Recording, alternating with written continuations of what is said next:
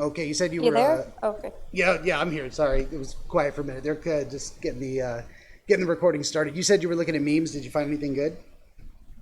Yeah. Do you want Okay. some? What's that? Do you want some?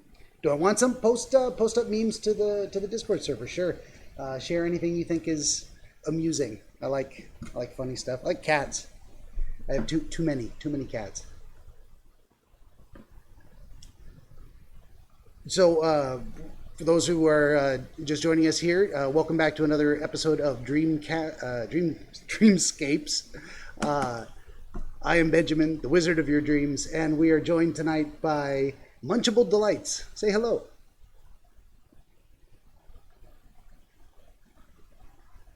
Or don't say hello. I said hi. Oh, it didn't come through, I guess. Oh I don't know crap. whether your audio's dropping out or that's okay. We'll figure it out. This is all. I'm broadcasting out of my garage with a computer that I built like 15 years ago. So there's going to be technical difficulties, and I'm just going to live with it, and we're going to be okay. So you had a dream to share, and part of my process. First, I just listen. You tell it like it is, from the first thing you remember after you fell asleep to the last thing you remember before you wake up, and I'm just going to listen. Okay, so this is a reoccurring dream of mine. I've had it ever since I was 11 years old. I do not like it. It's pretty scary. The first half of the dream is very weird. It's all dark and it's all night, and basically we hang a bunch of witches. It's kind of like the Salem witch trials. Long time ago, and there's still playgrounds. Like everyone's playing on playgrounds, and it's all black. And my parents aren't there. They were never there. It's all just children. I also have noticed that my brother's still a little kid because he's the only other person in my family that's in the dream.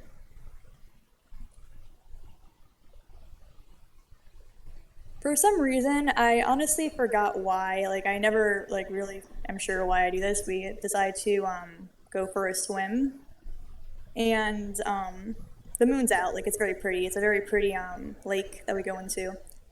It's just very dark. There's nothing. You can't see anything under the water, and it's like the both of us just can't swim anymore, and we just start getting sucked down into the bottom of the abyss. But when we reach the bottom, it's like the universe shifted and we go back up to the surface again, only everything is red. There's a blood moon, the stars are red, everything's black. The lake is blood. And I have to basically carry my brother to shore, and we cough up blood because we were choking on it. And obviously it's not a lucid dream because we, for some reason, decided to go to a temple, a giant gray temple, on an island that we managed to wash up on. And there are demons in that temple, and they asked me to sacrifice my brother in order to go back home and to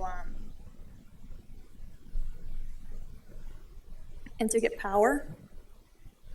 And I do not want to do that, so I grab my brother and run, and we basically just go back into the ocean and swim to the bottom and come back up. And that's how the dream ends. Okay, I'm still furiously scribbling here.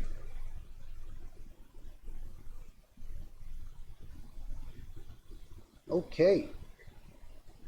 Very nice. Very nice. That's fascinating. That now I remember actually seeing the synopsis that you'd posted before, and why it was so fascinating to me. It's all that's coming back to me now. So we've gone through it once. We've listened to your just telling the tale from beginning to end, and now we go back through it again. And I'm going to ask. Oh man, I tore my paper. I hate it when I do that. Ripped your name in half. That's terrible. Now we go back through it again, and I ask for some additional details, and we try and see if we can tease out some extra stuff you might have forgotten. Starting at the beginning, uh, I did want to clarify. This has been recurring. You said since you were about 11 years old, Yeah. and that was roughly 6 years. 6 years ago. hmm How often would you say it reoccurs? It can happen anywhere from a couple times a month to about like once every 3 months. Okay. Do you notice any pattern to when it reoccurs?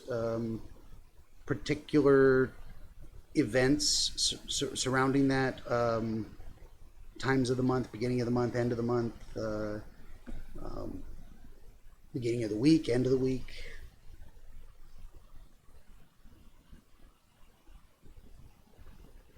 It happens when I can't like it takes a long time for me to sleep. Like a night like this, it would probably happen. Okay. So you say it mostly happens on nights when you have insomnia? Yeah. Do you know if your insomnia is related to anything specific? I know you mentioned earlier you possibly drank an excessive quantity of caffeine for the lateness of the hour. I did. Um, my insomnia, it's not really related to anything. Like I'll s- I'll stay up all night, then I'll go to sleep at like 6 a.m. and then I'm like, oh crap, now I can't go back to bed when I have to. Okay. Quarantine has not helped. So just in general, beyond the idea of whenever you get a random bout of insomnia, that seems to be when you get these dreams. Yeah. Okay, fair enough. Um, Now, I cannot read my own handwriting. Oh, you were describing initially that this is a dream you don't like. Is that what you said? No, I do not like it. Okay. What? It's very lonely and isolated. Okay. I was actually going to ask you exactly that. If there was a specific type of do not like. There's a lot of kinds, and for you, that's the strongest emotions associated with a dream are loneliness, isolation. And the other one is obviously like hurting my family because they wanted me to kill my brother. So, So the other reason you don't like it is that you're is a feeling associated with hurting your family. yes. Okay. How would you describe that emotion? Um, what is the feeling associated with thoughts of hurting your family? I would never want to hurt my family. That's kind of the point of the story, but I like What I'm trying to get at, sorry, I'm in Portland, Oregon, and we got these forest fires going on, and I'm just froggy and coughing up phlegm like crazy. Great time to start a podcast career, huh?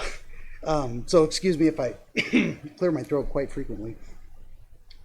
What I'm getting at with the idea of hurting your family is the how would you feel if you did hurt your family? What's the feeling associated with having done something that hurts your family? in that way, I probably want to die too. Okay. I'm getting from you lots of kind of behavioral descriptors, but not an actual emotional connection to the idea. Like imagine you did something and that something ended up hurting your family. How would you feel about having done that? Does that make sense? I would feel horrible. Any particular kind of horrible? You think of another word that expresses the emotional content a little better?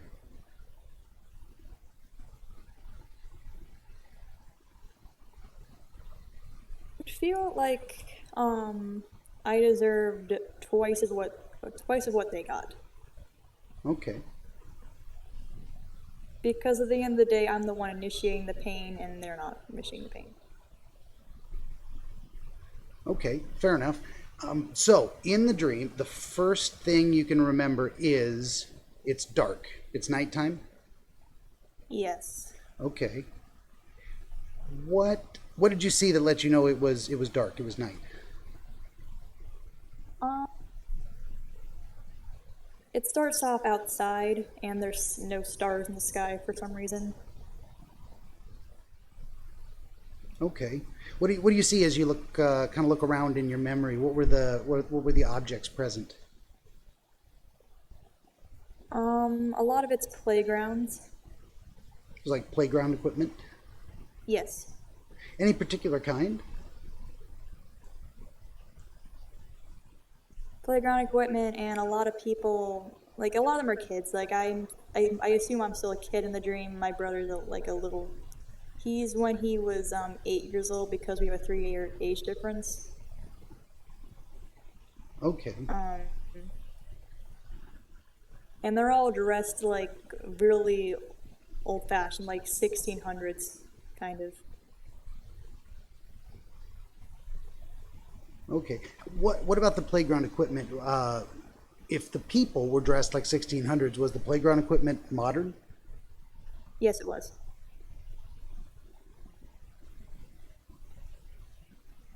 Is that something you used to do with your brother? Take him to the playground with you, or do you have any strong memories associated with being at a playground with your brother?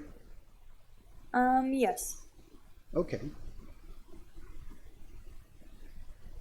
Let me just note that, and we'll come back around to it later on. Um, so you mentioned specifically the idea of the Salem witch trials.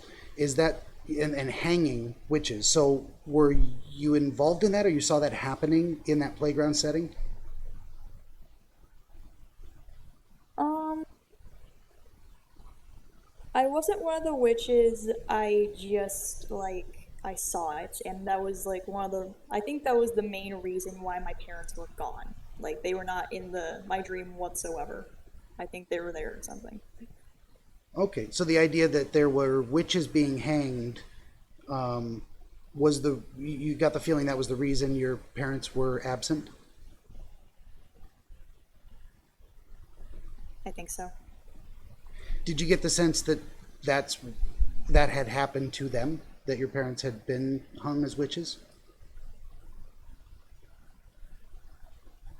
Um, no, I never really thought of it like that. Like I just thought that I was very lonely, and then I had to take care of my brother. Okay. Did you get a sense that your parents were missing or absent for a specific reason of any kind? Hmm? I'm sorry, did you hear me? I have a lot of dreams about my parents abandoning me, so maybe that has to do with it.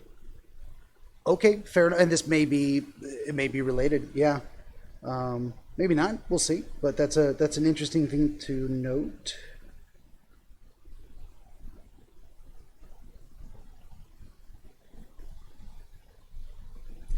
Um, yeah, I was just trying to get to the idea that if you remember in the dream, and if you don't, it's fine. If I ever ask you something, what I describe it as is a rattling doorknob. Sometimes I rattle a doorknob and it doesn't come open. There's nothing there, and I go down to the next door and we try something else. Um, just one more try on that. You do or don't have any clear sense of why your parents were absent at that specific time in that specific place in the dream. I had no idea. No idea. Okay. Pretty sure it was the Salem witch trials, but I don't really know. Like, That's what comes to mind with the 1600s garb you saw people wearing. yeah. But you didn't actually see any witches being hung. You just had the sense that it was happening around you or taking place somewhere out of sight. Right. I think that because like I don't know, it was just creepy. Like a lot of cryptic and symbols and crap in my dreams. Oh yeah, that's another thing. I mean, what else did you see? You saw people, mostly kids, or at least younger and smaller um, people or children. Did you see anything else in that immediate area before you and your brother left? A lot of strange tall men. Okay, so there were kind of adults present, but they were these strange tall men. Yes. Did you get a Did you have a specific visual image of what they looked like?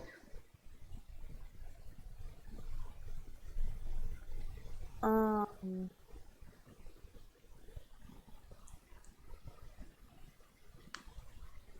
just tall, dark trench coats. Okay. Like I don't know if that's 1600s, but that's what they look like. What were the trench coats made of? Just cloth or something else? I think it was wool, and then they had like top hats. Okay. And the top hats were dark, so they were kind of. Did you get a sense, or were they also dark top hats, like black, like a regular one? Yeah, also black. Okay. Did you see any of their faces, or do you have a memory of that? No, I do not. Okay. You said they were strange. Could you say a little more about that? What was it that made them strange? Was it their behavior, their presence? How would you describe it? Behavior. What were they doing?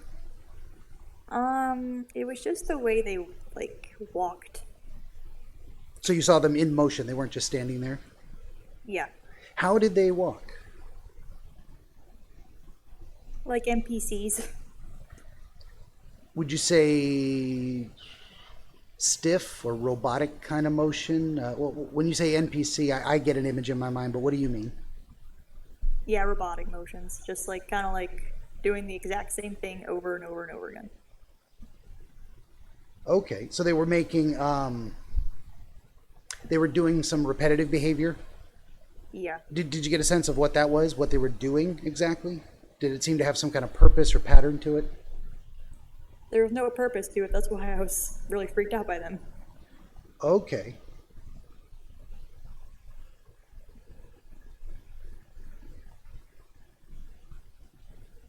So they were just moving around. Is there any description you would give to what they were doing? I mean, were they jumping up and down in place? Were they taking a few steps forward, turning left, taking a few steps forward? What would you say they were doing exactly?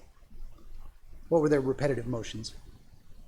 Basically, what you said: taking a few steps forward, moving left, taking a, yeah, And it didn't seem to have any purpose to it. yeah.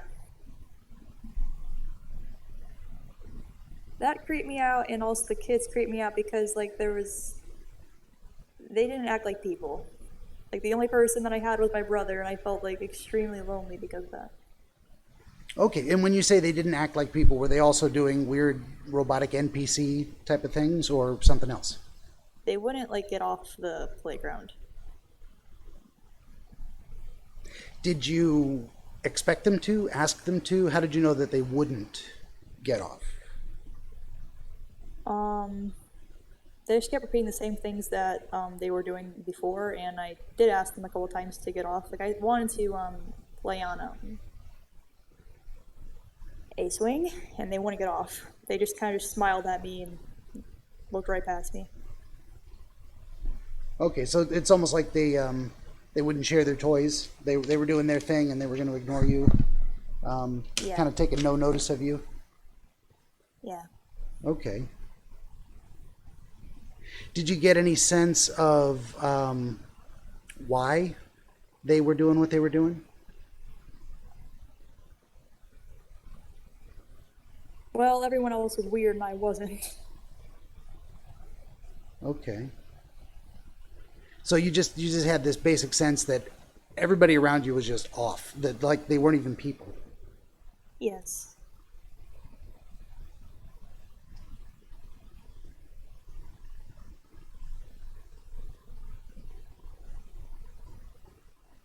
Except your brother. Your brother was normal in the dream, as normal as you were, in terms of having a sense of being human and not whatever those things were. Yes. Okay.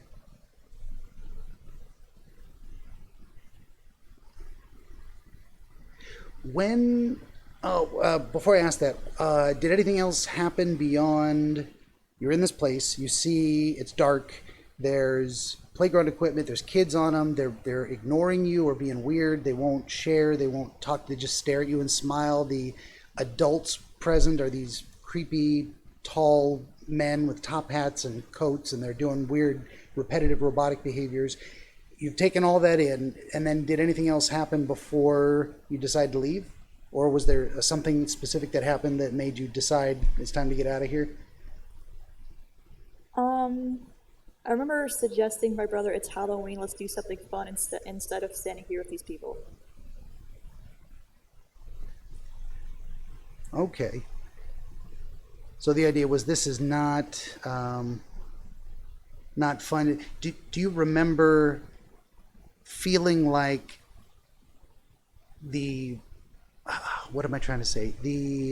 What you were telling your brother was not just keeping it light for his sake, like protecting him from your secret fears about the people, or were you telling him, actually, I'm not having fun, let's go somewhere else? Do you have a sense of that? Do you know what I mean?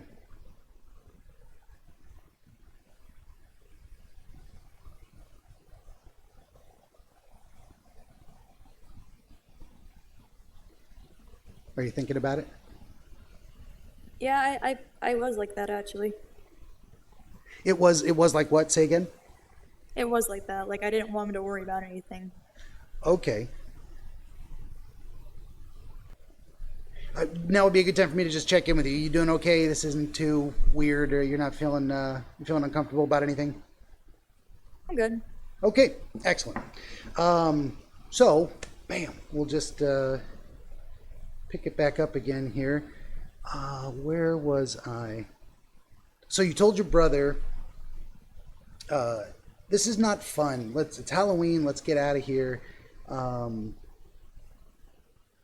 But you did that. You phrased it to him that way so he wouldn't worry. You didn't want him to know this might be a bad place for us. You just wanted to get him out of there.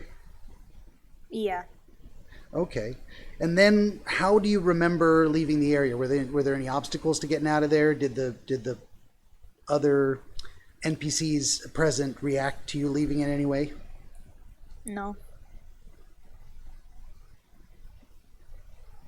And how exactly did you leave the area? And can you describe a little bit about beyond? I mean, and I didn't ask. I'm sorry. Was this just kind of a big empty field with playground equipment and weird people? Was it a forest setting? Were you in a city type setting? How would you describe the general environment? Yeah. Okay, this is a really bad description, but have you ever played Minecraft and they give you blindness? I have played Minecraft. I always play creative mode because it's like an endless bucket of Legos, so I haven't experienced blindness. Well, blindness basically in Minecraft, you don't go completely blind. You just have like a small space in front of you that's light and everything else around you black.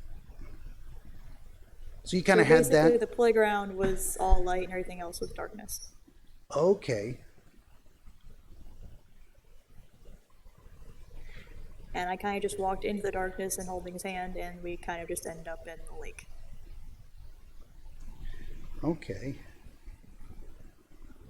So you walked into darkness.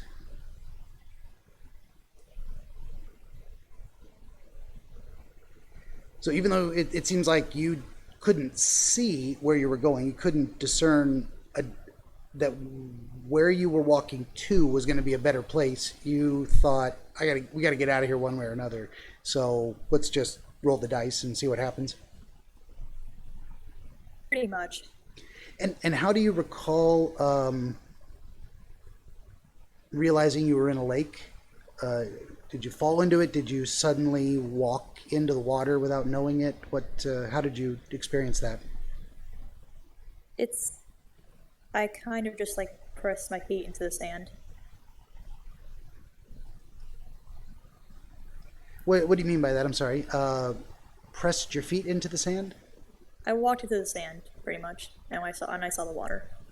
So you were suddenly became aware that the terrain you were walking on changed. it was no longer solid. It now became sand-like. It yielded, and you realized I'm on a lake shore. Mm-hmm. And I wasn't like Minecraft blindness anymore. I could see everything around me. We were in a forest, and there was a lake in the forest. Okay, now in a forest, on a lake shore. Specifically pine tree forest, but I don't know if that means anything. Maybe, maybe not. Good details. I love it. You know, part of what I love doing with this too is for those listening, we're taking them inside your dream, and the more details we get, the more vividly they can be you in the experience and see what you're seeing. So that's part of my process as well. Part education, part entertainment, partly just for you and me to figure out, but specifically you to make sense of this together with me, but also for the audience to say, man, I just like hearing about people's dreams. That's why I do this. I love hearing about people's dreams. So it's endlessly fascinating to me. I've never spoken to in the 20 years I've been doing this off and on, amateur. I've never had a channel before. I've never done this many interviews in a row, but I've never heard the same dream twice. I've never failed to be fascinated by what people told me, and that's why I keep doing it. It's just it's like a everlasting gobstopper. It's just, and it changes flavors and it never goes away. That kind of thing. I don't know, a Willy Wonka reference. So suddenly you realize you are walking in sand. You're on the shoreline of a lake in a forest, and what made you decide to go into the water?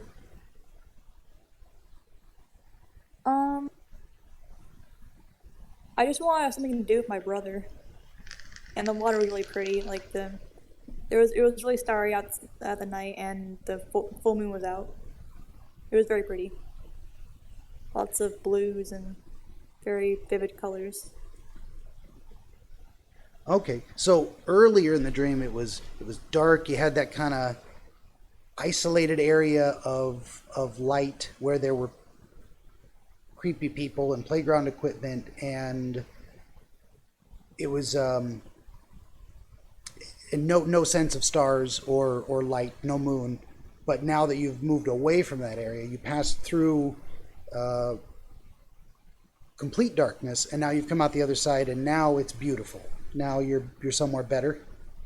Yes. So the feelings you had initially being in that area were loneliness and isolation. Now that you're in this beautiful place with water and trees and the starry sky and a bright moon, how are you feeling? I felt very happy. Any particular kind of happiness or cause for the happiness? Like, what was it related to? Just like childlike excitement. I really like the ocean. I like to swim. Okay. And even just any body of water and a nice big lake, going for a swim, that seemed like a good idea? Yeah, but it does make sense later on with like me basically like drowning my brother because I do have thalassophobia. What is that again? Sorry? Thalassophobia. Yeah, but go ahead and give a description. Basically, I am afraid of the ocean. I do like swimming. I need to see the bottom. Gotcha. Actually, I'm the same way. And 20 years in psychology, I have not heard that term, or at least I don't remember it. And I didn't know that what I experienced had a name. Yeah, I don't like deep water. If I can't see the bottom, even big lakes are kind of scary. I like rivers, nice current. You can see right to the bottom. It's clear and beautiful, and there's nothing but stones. No creepy things down there to grab me. Okay, that's good to know. Well, I learned something, and hopefully our audience did too. Did you get a sense that your brother was also happy to be in this new environment? And how did he feel about going for a swim?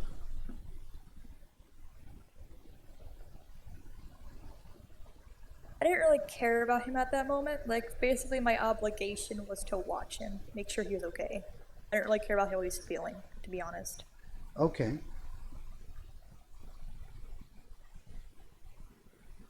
So as long as he was safe, it didn't matter. Your obligation was satisfied. It was like he can feel however he wants about this. I'm gonna have some fun because I've been responsible and taking care of him, and he's okay. And I don't. You didn't feel responsible for entertaining him. Yeah, pretty much. Okay. So you decided to go for a swim. Do you remember how you can you visualize yourself doing that and kind of describe it? What was the process? Were you suddenly in a bathing suit? Did you strip down to go skinny dipping? Did you jump in with your clothes on? How do you remember doing that? I jumped in with my clothes on. Okay. Do you remember any sensations of the water? I mean, did you do a dive? Did you cannonball? I kind of just like started walking into the water and then I started swimming. Okay. And what was your brother doing? Did he sit on the shore or did he decide to come with you? He came with me. And then where did you go when you were swimming? Did you stay close to the shore? Did you head directly for the center of the lake? Directly for the center of the lake. I'm stupid.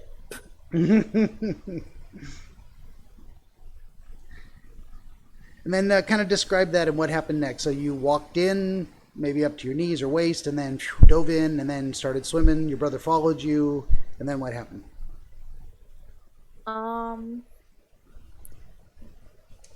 I felt hopeless. Like, I couldn't swim anymore. And my brother, like, I could hear him behind me. He was thrashing. He was screaming for my help. And I reached out to him, and I was screaming for his help. And then we just started sinking to the bottom. I didn't catch the specific word you said. You said you felt helpless or hopeless? Hopeless. Hopeless. Do you remember what happened immediately prior to that feeling coming on? Is that feeling because you suddenly realized you didn't know how to swim? I'm a good swimmer. I just, like, I felt like something was wrong. So you suddenly felt a sense of wrong, and you would describe it as a hopeless feeling, and then suddenly you couldn't swim anymore? Yeah. And then you said you and your brother were both kind of calling out and reaching for each other, but you were both equally incapable? Yeah.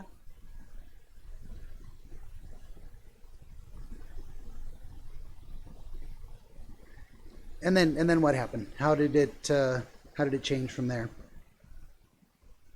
Basically, I got dragged to the bottom, and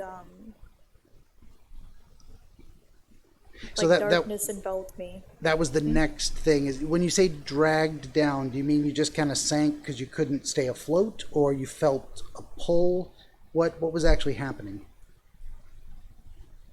I wouldn't say a pull because I don't think there were hands on me, but I sank faster than like normal people should. Okay.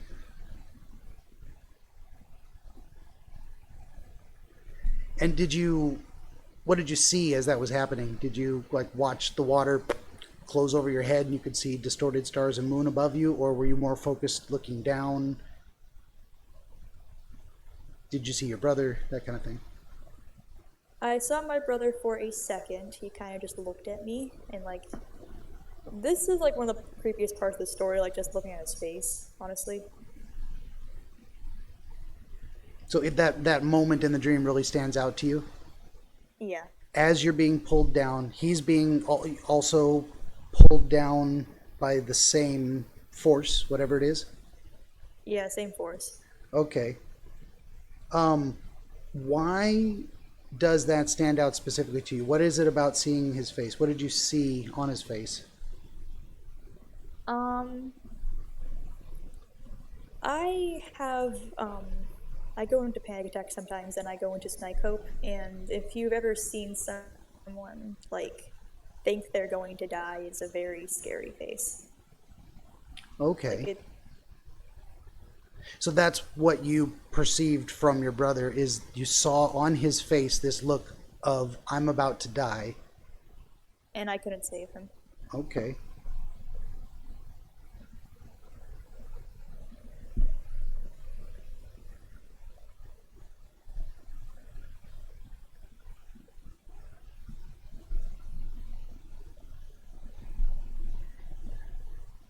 Sorry, it gets quiet sometimes as I write more things. If I don't do it this way, I couldn't imagine doing this without my notepad, like without the ability to take notes, because I couldn't remember half of this stuff. Um, not even half, less than half.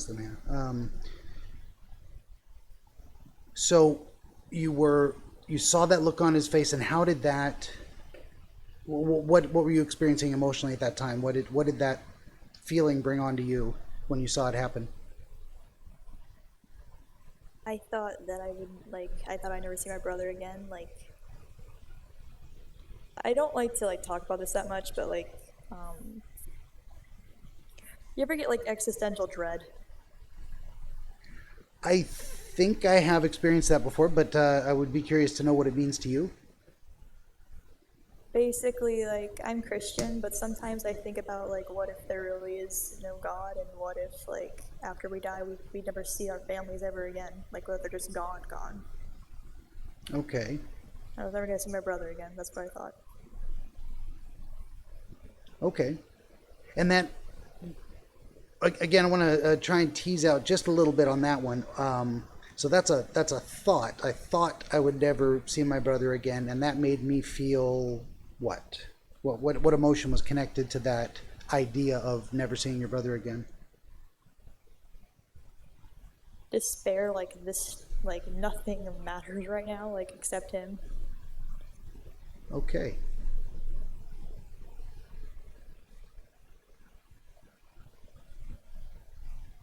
You kind of cut out. Are you still Oh, there? I'm here. Sorry, I'm writing again. Yeah. um, one more. I write so fast, and nobody can read my chicken scratch but me. But still, it feels like I'm not writing fast enough. It's too much to think. Um, so that's happening, and you guys are going down, down, down, and what happened next exactly? What was your next experience? You said something about Well, I was landing kind of looking upside down, down. and I was looking down into, like, the abyss, and slowly it starts to turn red. So it was completely dark, and then it brightened up a little bit, but that brightness was only a red hue to the water. Yeah. And then what? Um, I saw the moon again, but this time it was a blood red, and the sky was blood red. The stars were blood red. Like, everything was blood red. I'm pretty sure, I'm not certain, but I'm pretty sure we were swimming in blood. Okay.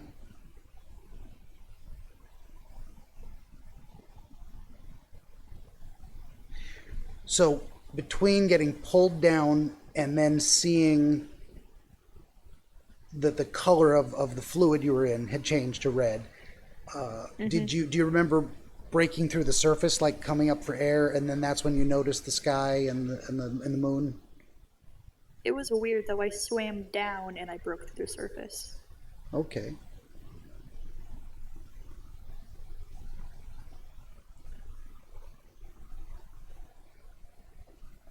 So at some point, once you realized that the color of the water had started to change, that's when you were suddenly able to swim again, or like you never did say you weren't able to swim. It was more like you were being pulled down. That sense of being pulled down, you stopped fighting it and started to go with it once you realized there was maybe an exit on the other side. Yeah. Okay.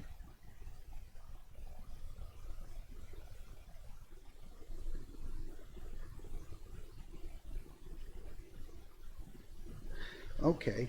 And then that's when you noticed there was the sky was kind of red, the moon was red, the water was red, and you had this feeling that the water was, you were actually swimming in blood. Yes.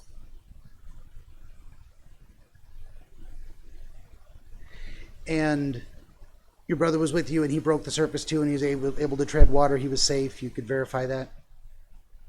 Yeah, he is okay. Okay. And do you remember any other visuals from kind of right there? You broke the surface. You saw this guy in the water and everything. And what else could you see around you? There was a gray island that had a like giant fortress on it. And then like same thing about the Minecraft blindness, there was nothing else around me like except the red sky and the Red Sea, pretty much.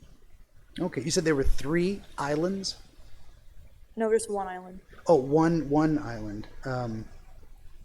And that island had a giant fortress on it? Yes, like a giant temple kind of thing. Yeah, you did describe it as actually you did mention temple earlier, and I was wondering if fortress was a new feature. So it was kind of a temple built like a fortress, like very, very solid, defensible, like you wouldn't want to try to attack it and break in. Yeah. Okay. And you decided to swim there because, well, that's the only place to go. You couldn't see that swimming any other direction was going to take you anywhere? Yeah. Okay. So basically just swimming to get to land? Okay. Is there anything in particular about getting to shore, coming out of the water? What did that look like?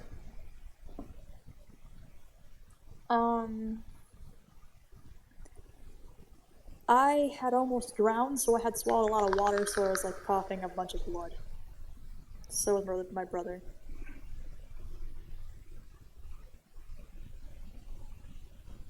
What was that experience like? Was it just brief, or did it seem to go on for a while? Did you actually like throw up a bunch of blood, or? I threw up a lot, yeah. So it was actually. Austin didn't though. Wait, no, my brother didn't. Sorry. Say it one more time. My brother didn't throw up that much, though. He just kind of coughed it. So it seems like he had actually fared better in the experience than you had. Yeah.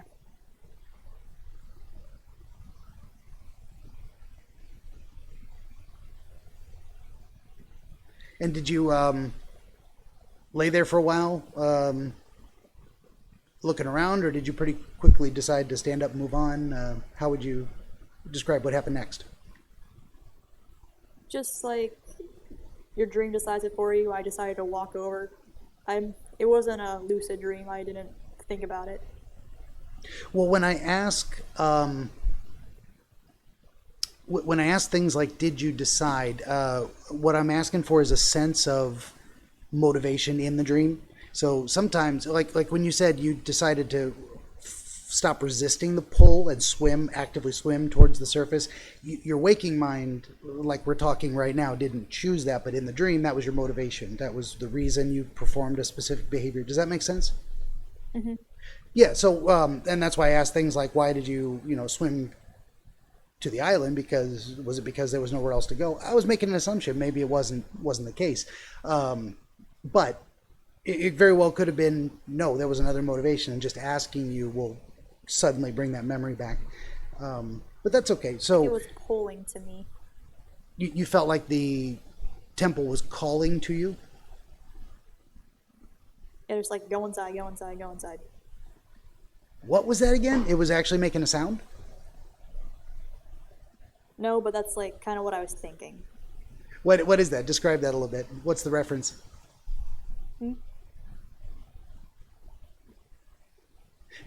I'm sorry, did you hear me? Yeah, I heard you. Oh, okay. Kind of hard to describe. Like, I just wanted to go in there, and I didn't know why I wanted to go in there. Okay.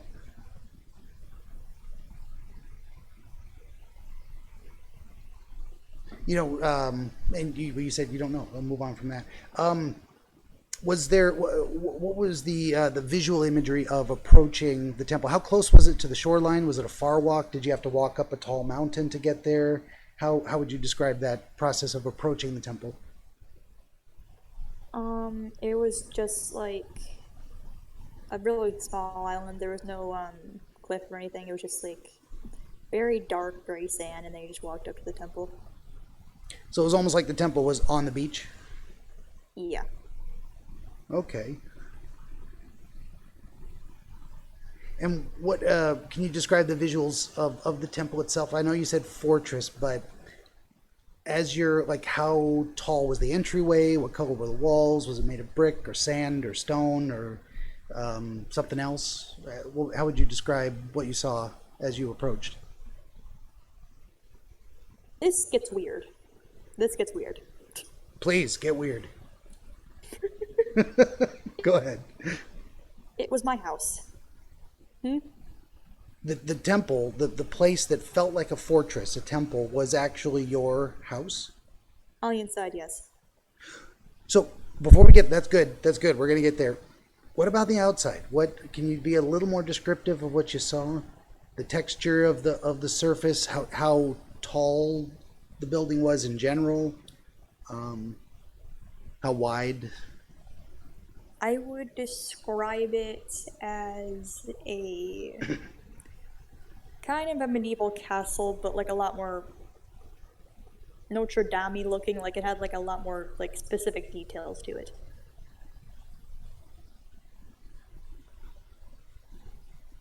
Okay. So it was a very what am I trying to say? There was a lot of decoration to the architecture. Yes. Okay. And it was very large. You say Notre Dame. I mean, I don't have the specifics in front of me, but I could imagine, several hundred feet wide by several hundred feet long. I mean, this is a big, big place. Yes. It was gigantic.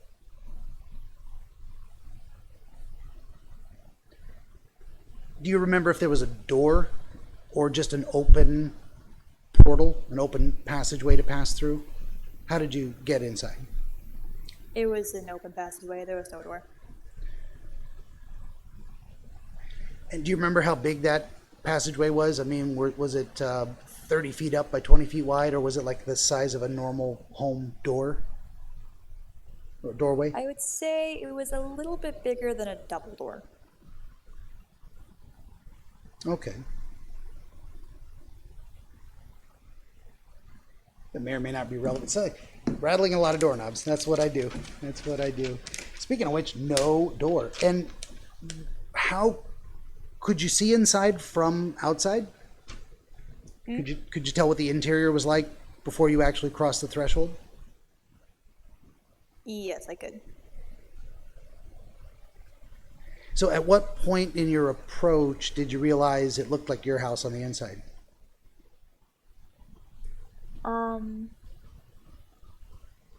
Very quickly. Okay. Probably why I wanted to go inside. I was like, that's my house. Okay, that was the sense of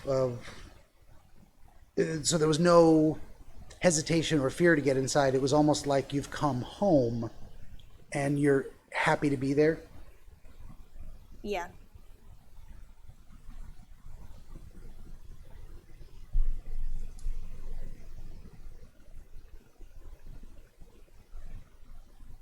Okay.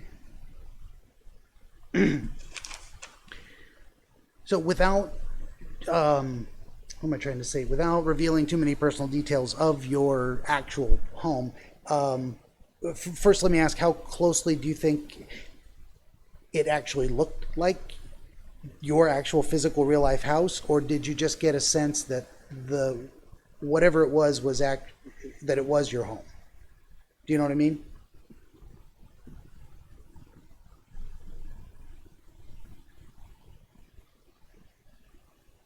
It didn't look very much like my house. I just saw like a bunch of my family like photos and stuff in it.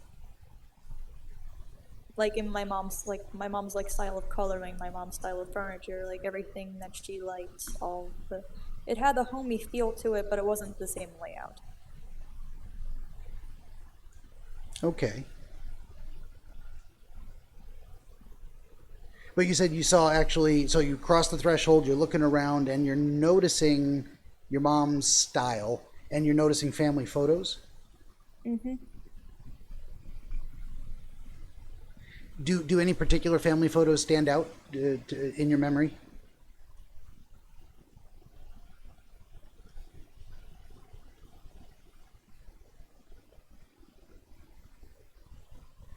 What stuck out to me was not a lot of them were, I didn't see much of my dad. So he was not completely absent, but very few of the photos featured your dad in them. Yeah. Okay. Um, did you? What was your brother doing while you're walking in there? What was your sense of his behavior? Was he following you? Was he shoulder to shoulder? Was he actually right in front of you, leading the way, so to speak? Was what He was he? was What was? following me like a lost puppy. So he just seemed lost. He's going wherever you're going. He didn't have his own agenda. He was just going where you went. Yeah. Okay. Did you get a sense of his emotional state at the time, or an idea of anything he was thinking or feeling, or he was just kind of blank, just present? Um, he was afraid, and I know this because he kept grabbing onto my arm. Okay.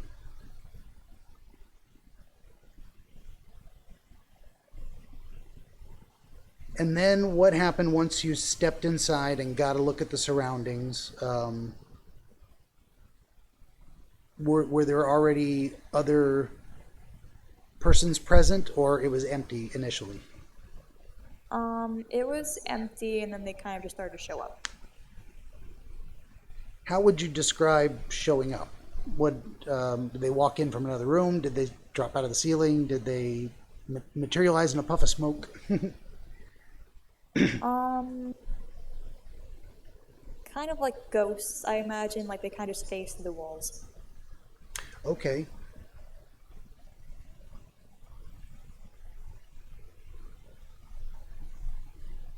So immediately it was like, this is whatever this is. These things are not normal. They are walking through the walls into this shared space. Yes. Okay. And what did they look like? One of them was nicest way I can describe it, a succubus. There was another one that he looked like a normal person. Like I don't really, just very very plain brown hair, brown eyes. Like he looked like a normal person, but he had very sharp teeth. And then the other two just kind of looked like regular demons. And by regular demons, you mean the kind of classic red skin, horns, pitchfork, tail type of demons? Yeah, one of them was red and one of them was black.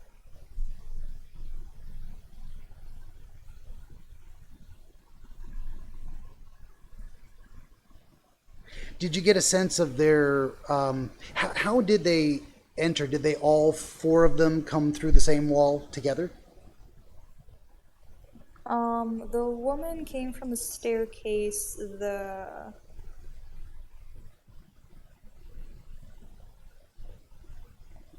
man came from the staircase. The other two came from the kitchen.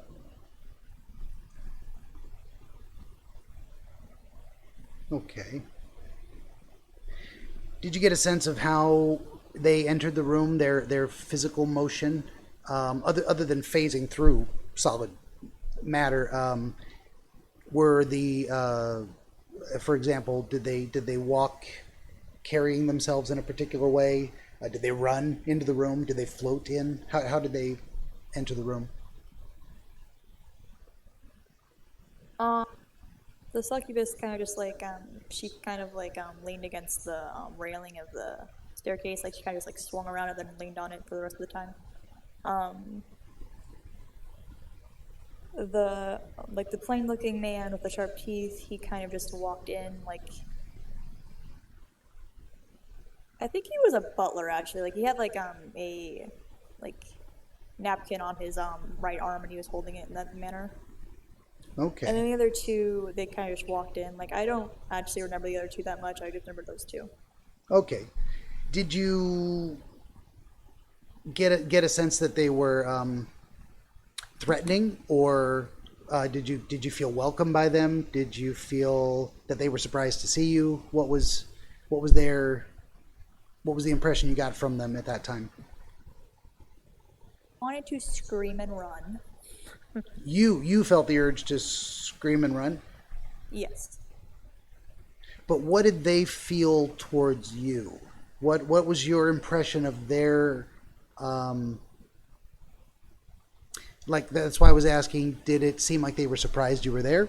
Did it seem like they were angry you were there? Did it seem like they arrived to greet you? They were very happy to see me.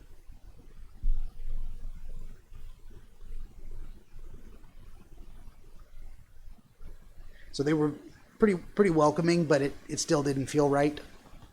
Yes. Okay. So you felt the urge to scream and run.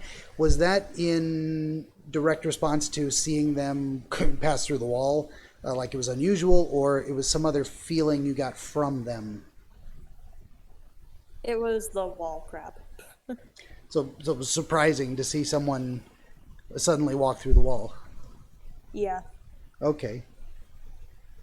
So you were describe it as being kind of startled by that, or some stronger feeling?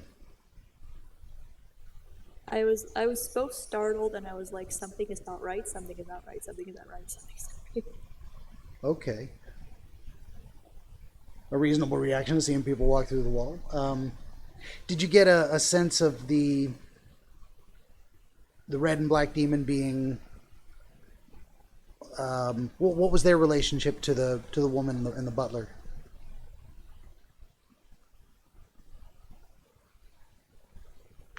They seem to be lower leveled. Like subordinates? Yes. Okay.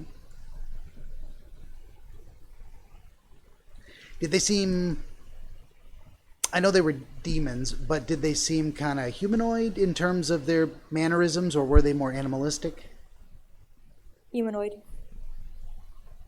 So they weren't crawling around on all fours and barking or anything weird?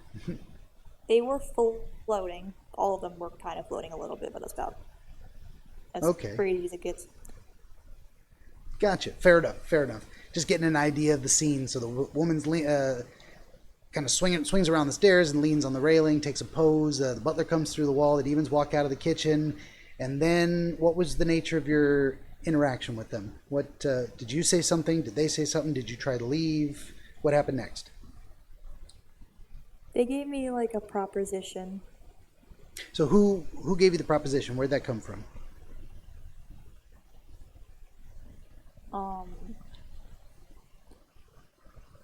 I'm sorry. Proposition came from the man. Okay. And how do you recall how he phrased it? Sometimes you recall specific. People recall specific words.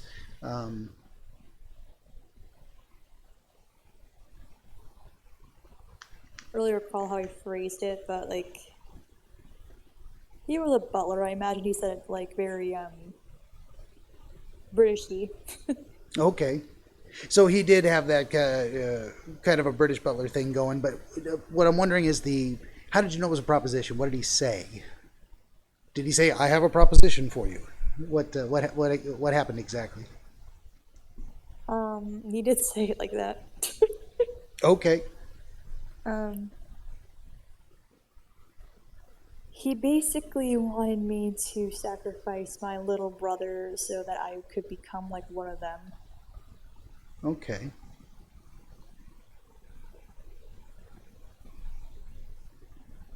And you don't really recall exactly how he said it, specific words? No. Okay, fair enough.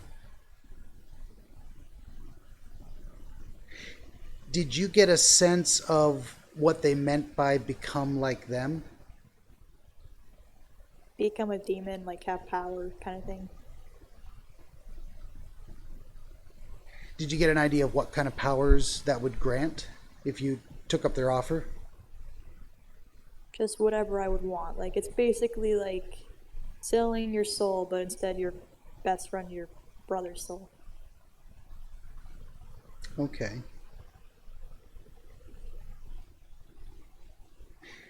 So you felt like to become like one of them, become a demon, gain powers, but you don't have a sense of the specific powers it would grant or what the powers might allow you to do.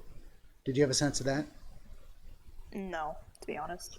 Okay, they were just offering you power if you did this thing. Did you get a sense of how they expected you to perform the sacrifice? Like, did he offer you a knife? Did he leave it up to you? What?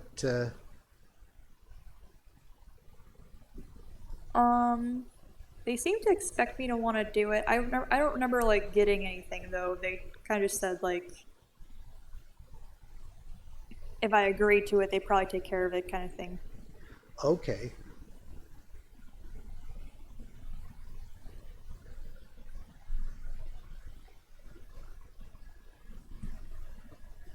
Sorry, scribbling super fast. So it didn't actually seem like you had to do anything. All you had to do was agree. Just agree. And you get everything you want and you don't even have to do the dirty work. Yeah.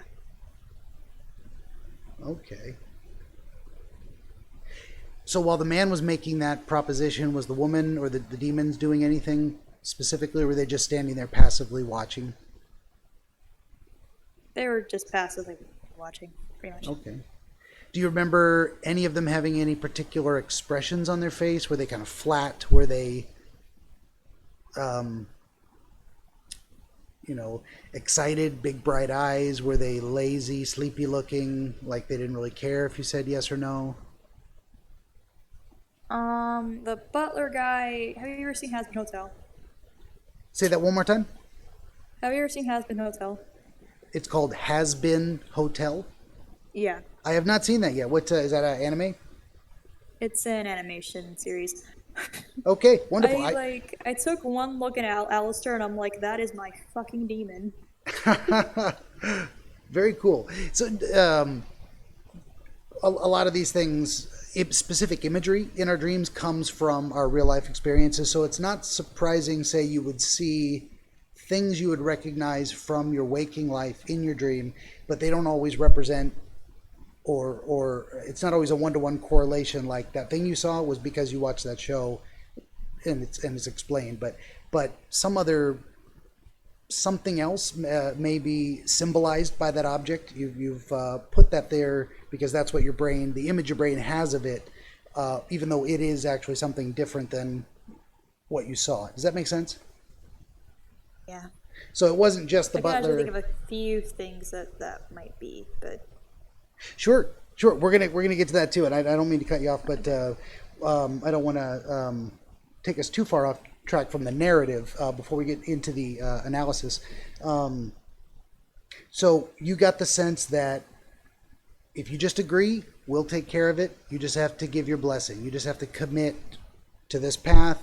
You don't even have to do the dirty work. And then what did you do? What was your response to that proposition? Was there a back and forth, or I didn't give them a response. I ran away. Okay. So you didn't even say no. You're just like, you're gonna let your feet do the talking. Yeah. And do you remember, like, did you grab your brother's hand and drag him with you, or was he already out of there ahead of you? What was he doing? I grabbed his hand and ran. And the only place to run was back to the shoreline? Yeah, it was kind of just back to the ocean. Okay. Now, rather than being a lake, you got the feeling that it was an ocean? I mean, yeah, like there's nothing around us except ocean. So the idea that it was so wide that you couldn't see the end of it gave you the impression this isn't just the lake we dove into. Now we must be more in an ocean. Yeah, an ocean of blood.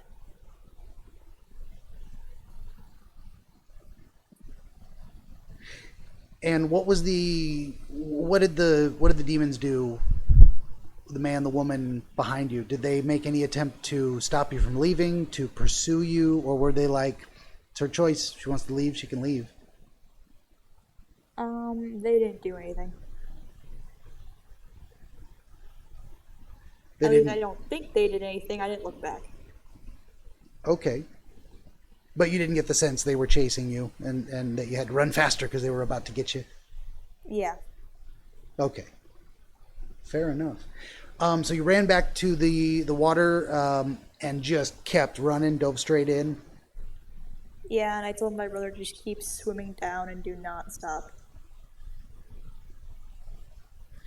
What was your sense of him in response to telling him, follow me, we're going back in the blood water and swim down? Was he like, you don't have to tell me twice, or was he hesitant? Um, he wasn't very hesitant. He was hesitant. He wasn't. He was like, I'm either gonna die here or I'm gonna die. Like, if I don't do this, I'm gonna die anyways. So, Okay. So he was with you. He's like, you don't have to tell me twice. We're doing this. We're getting the hell out of here. All right. And then what was your experience? So you swam out maybe just a little bit and then down as hard as you could swim, and he was right with you? felt like forever. Like it. Yeah. And then I see regular like white moonlight, and then I feel safer. So you were still in the water. You hadn't reached the surface on the other side yet, but you could already see from beyond the surface the white moonlight that you were swimming towards. Yeah.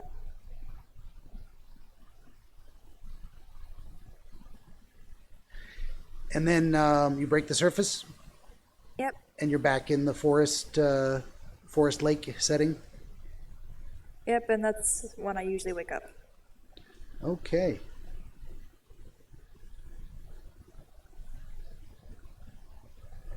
All right. It's a lot more information than I thought that we would get. Holy crap. Right, right. This is one of the great things. Like, people can do dream analysis on their own dreams, but it is very difficult to get this level of detail without someone prompting you, trying to. It's almost like something's right there. It's out of sight, and all I got to say is, "Hey, turn your head a little bit. You see that? What is that?" And then now you see it. It wasn't even in your awareness before, even though it was always there. So yeah, this is very. In my opinion, the only way to do this kind of thing is this real partnership, a back and forth collaboration, question and answer process. So some of those poor folks on Reddit, they're not going to get really good answers. They'll get a lot of people's impressions. Hey, it could mean this. It could. Sure, it could. But how do you know if you can't ask someone? If you can't ask for a little more details, too. Yeah. So, how you feeling about that so far? You seemed a little surprised, like, wow, that's a lot more than I thought I could remember. Wow. Yeah, and we're almost home. Not quite. We're gonna get there. The next part is the fun part. One thing I did want to ask before we move on is, you say there's a recurring dream, so are there variations between dreams, or is it almost always completely identical, or is it always absolutely identical? It is either A, absolutely identical, or I figure out what's happening and I wake up and go into sleep paralysis. Okay, so sometimes you kind of awaken inside the dream, or come to the realization, oh shit, it's this dream again, and wake yourself up. Yeah. Okay. Does that tend to happen at a specific point in the dream, or is that kind of random? Random. Okay. And then the sleep paralysis, how long does that tend to last? Do you have a sense of the time you spend before you're able to move? Really, For me, it feels like 5 minutes. Sometimes I just go right back to sleep, though. Okay. And when you go back to sleep, do you go back into the dream, or you don't remember having any more dreams that night? Or you It dream kind of just something else? depends on how long I've been like in sleep paralysis. If I've been like in sleep paralysis a full 5 minutes, I'm not gonna go back in that dream. Okay. And that's pretty typical too. Like if you get up and don't roll over and go right back to sleep again, or have some other experience of a duration, it's unlikely you're going to get right back in the same dream. Um, okay. So now that we have listened to you tell the story once, give the narrative, which was fantastic, and we've gone through it again and drawn out a lot of new, deeper, vivid imagery and emotional content. Do you have your own thoughts about what happened, why it happened, why you experienced it that way, what it might mean to you personally? Do you have any new ideas about that?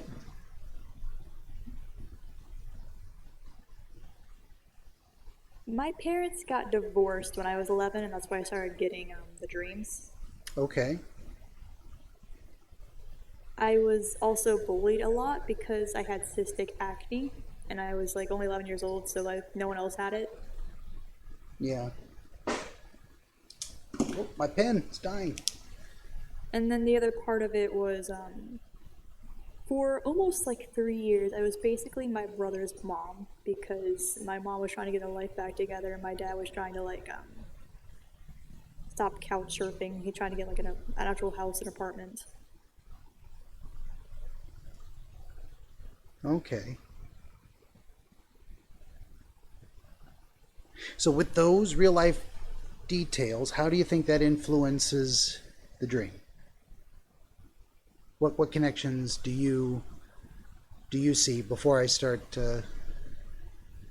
trying to make suggestions? Biggest one is probably just like the way I treated my brother. Like he just always like,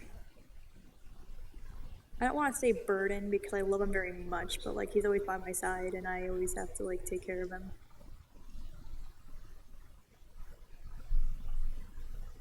Okay.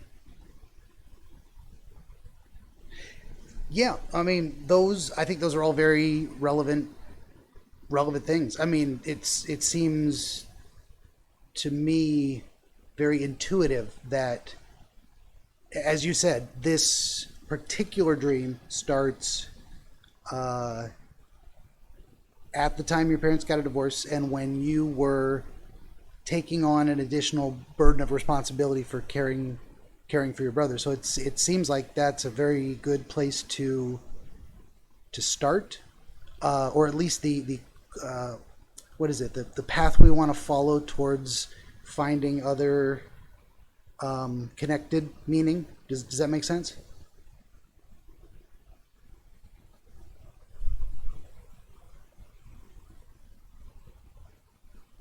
Also, I told my friend about it and they also like said like that's probably what it meant too, so.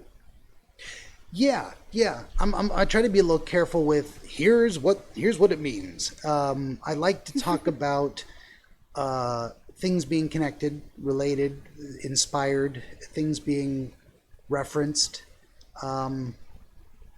It makes sense that but then the fact that it's still reoccurring means some of that emotional content or that unresolved issue is ongoing. So there's something, it's not just like you had one dream once because that was your current circumstances. The dream itself seems to be coming back to tell you, to remind you of something, or to draw your attention back to the same feeling or the same dilemma. Does that make sense? Yeah. Yeah. So it isn't just that one event, although that event is, or that those circumstances of 6 years ago are highly relevant. That's what I was saying in terms of that's the path we're going to start down, and then we're going to see where it branches out. So going back through my notes, this is where I take a drink of water. Um, so I do remember asking you, you said you had a very specific event at a playground with your brother once. Is that something you feel comfortable talking about or describing? Nothing traumatic, anything. Nothing happened with my brother. We just kind of just all we did as kids, but we played outside, like in our backyard or on playground. So a kind of a typical or regular recreational playtime activity with your brother at that age was playing on the playground in your backyard. Yeah, actually, I got it. You Say are kind again. of right. Like there was like a point in playground where I was like super sad and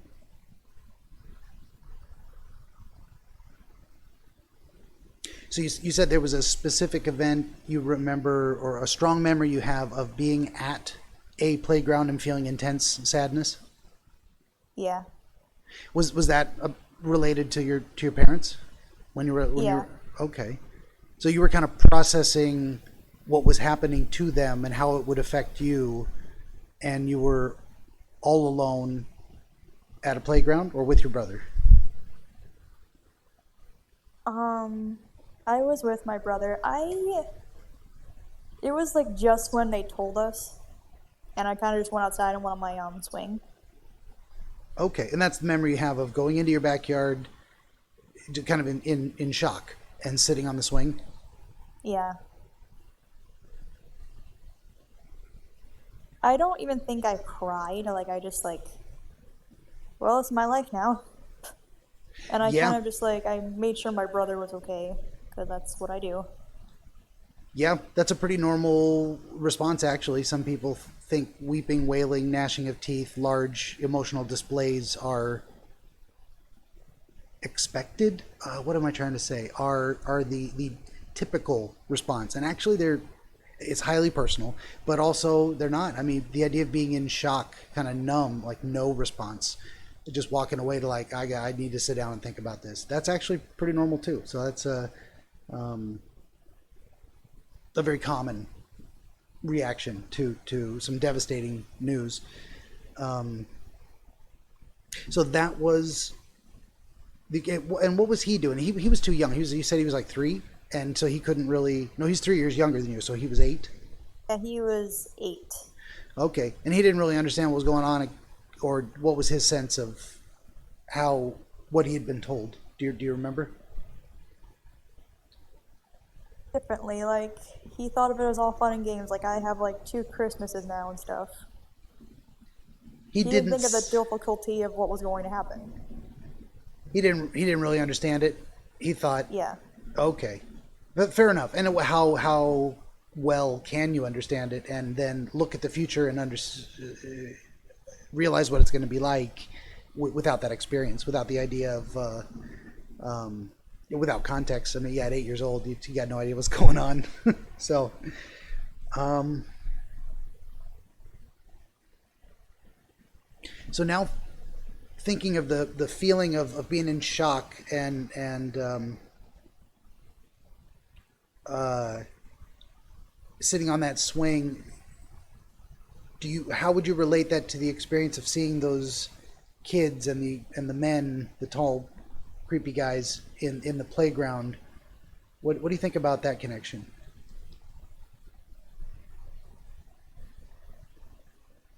I think that has to do with my parents, to be honest. Yeah. So your I parents think were that were has to do with my missing school life. your school life. Yeah. You think the imagery of the playground and the kids and the creepy guys was more related to your school Yeah. experience? Okay. And you did say you felt bullied, so you had trouble making friends, or at least there were some people who were unkind and made you feel unwelcome. I had ADHD and I also had acne, so Yeah. people that would approach me, they would kind of just lose their patience with me because I don't really pay attention. Okay. How would you describe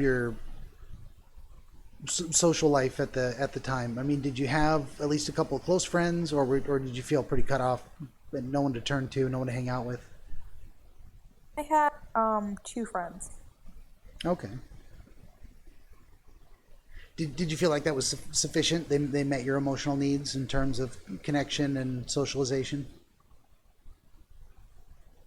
Yeah, I was fine. I wasn't like super depressed. If anything, like just like the comments of other kids made me depressed. It wasn't the lack of friends. Okay, gotcha. That's what I wanted to try and figure out is were you completely isolated, or were you you got a couple of people, and yeah, there's some jerks, and but I mean it's a horrible experience. Not to downplay it, I got bullied as a kid too, but at least I also had friends, and the bullies were more just jerks that I had to deal with because they were there. We were all stuck in this place together, and they were not nice to me. That's so I get that. I get that a lot. Um, how would you how would you relate that school experience to, I mean, you're the one that made the connection, so I'm sure it's valid, but what what what is the connection with the behavior of the children in the dream, and who or what do the creepy tall men in the trench coats represent? What do you think?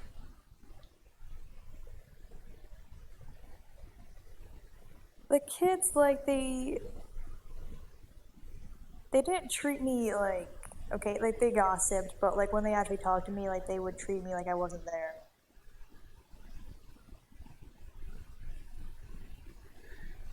So the idea of the kids in the dream behaving in that manner of kind of looking through you or just staring and smiling, that reminds you of the experience you had in school with people, the manner in which people were unkind or bullying.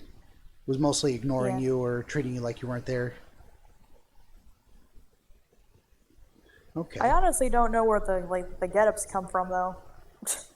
Yeah, that was the next thing I was going to look at. I mean, you did mention Salem witch trials, and there was witch burning or hangings. You said hangings. I wanted to focus in a little bit on that too, just from the idea of how that relates to your now that we know it's mostly school experience. Um, it's entirely possible. Do you recall whether they had started? I mean, I don't know if they would do it at 11. What's 11 years old? That's fifth, sixth grade. Do they start talking about the Salem witch trials then? I don't remember. It's been so long. When do you remember first learning about that?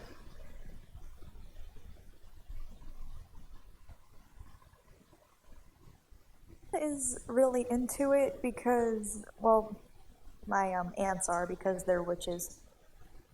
Okay, so they kind of shared their knowledge of that subject with you because it was just part of their life. So you were Hmm. aware of it maybe earlier. It wasn't something that was taught in school. Certainly, I wouldn't imagine when you were 11. Um, was it sixth grade? I don't think they get into that stuff yet. Uh,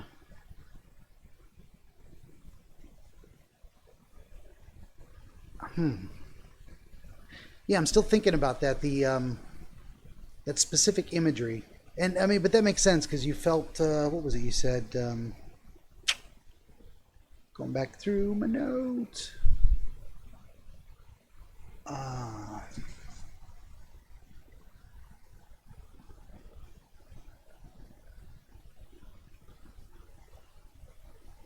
yeah, so I mean, just in general, I guess the idea of the kids being dressed in the 1600s clothing in a modern playground, just maybe a conflating of those things. I wonder why that specifically shows up. It seems like there's something there. Um,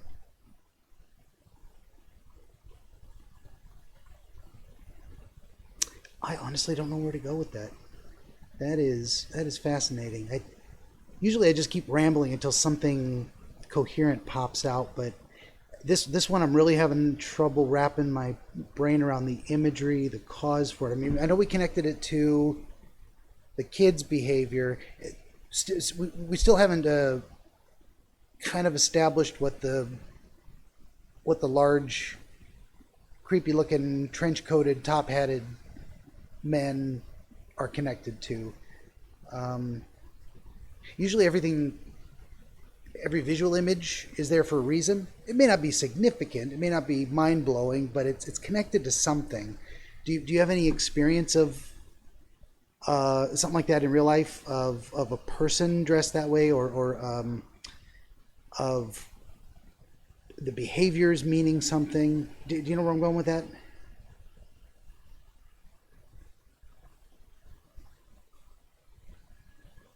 I don't. Maybe like this is not like the kids like dressed up. More like the men. Maybe with like pilgrims or something. Okay, so the kind of top hat was more like a pilgrimish looking top hat. Maybe So, that's so it. they kind of fit with the clothing.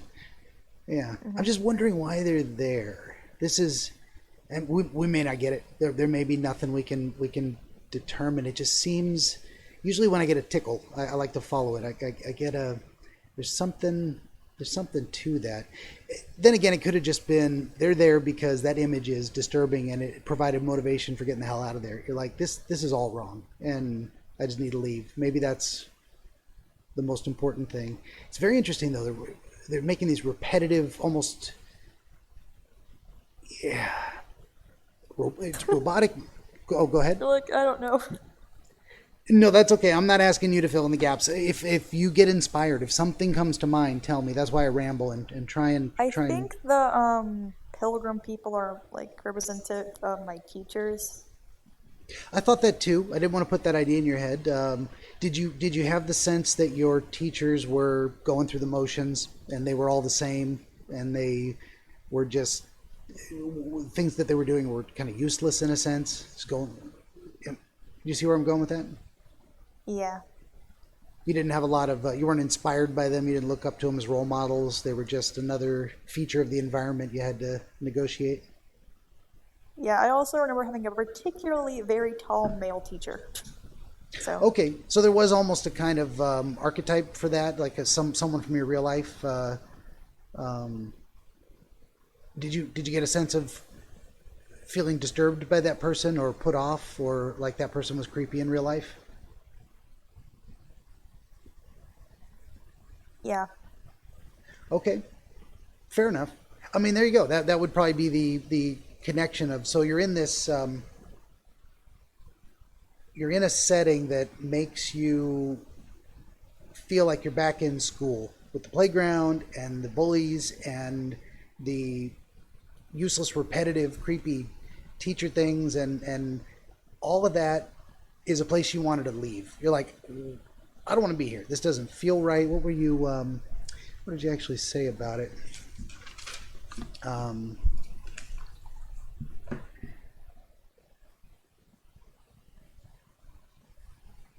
you had a sense you didn't want your brother to worry, but you felt like it was not a good place for either one of you to be. That you should both leave, and so you told him something more pleasant, like, "Hey, let's go somewhere else," and brought him with you.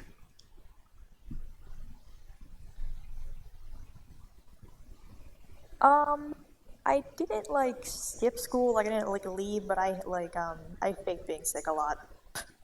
Okay, so school in general wasn't a place that you enjoyed being, and you're like, Yeah. I would just rather stay home sick. I don't feel good. And you know the funny thing is when kids say that, even if they're quote unquote faking, they don't have a physical illness.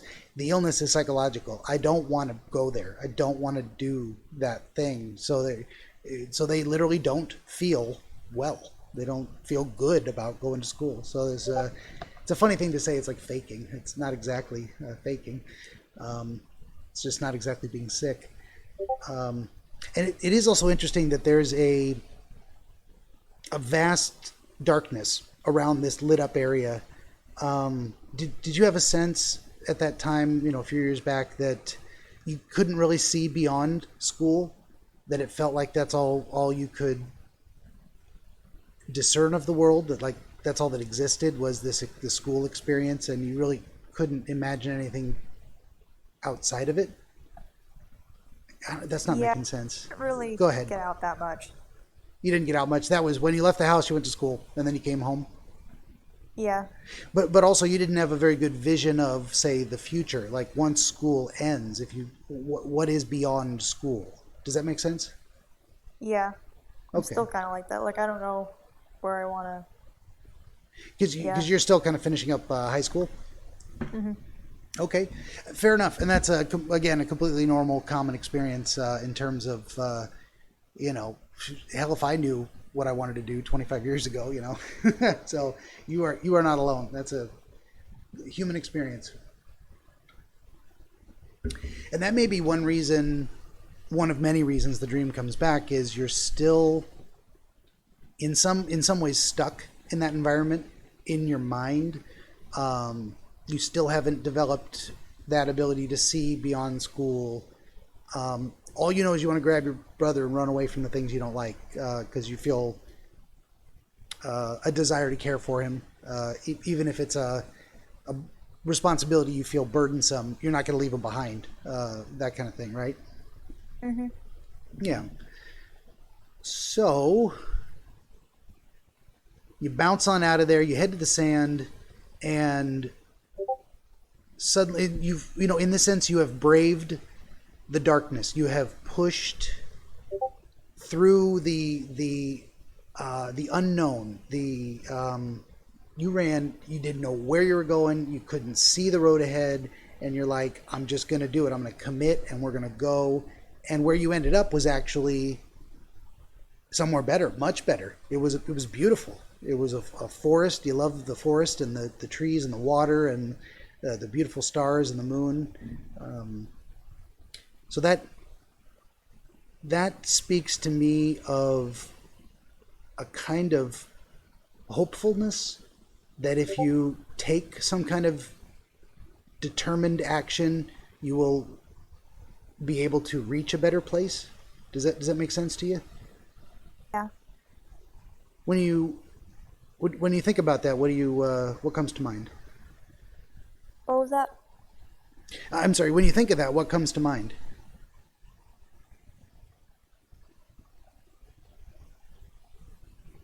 My parents, like, they always kind of, like, they did not like the fact that I was bullied, but they always kept telling me it gets better, it gets better, it gets better in high school, it gets better in college.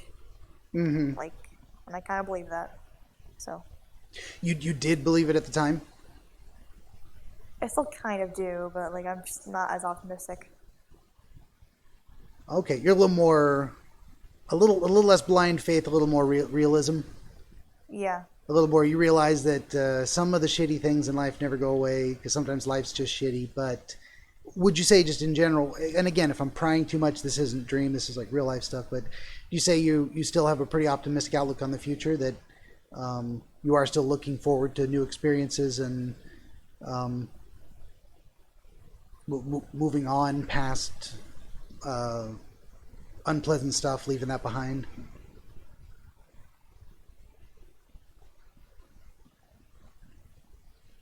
Yeah, I'm still pretty optimistic, but I not nowhere near as optimistic I used to be. Okay, it's been a little tempered. Um, do you feel more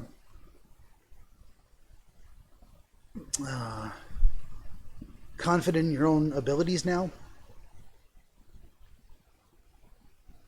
Yeah, I do not let crap bother me anymore.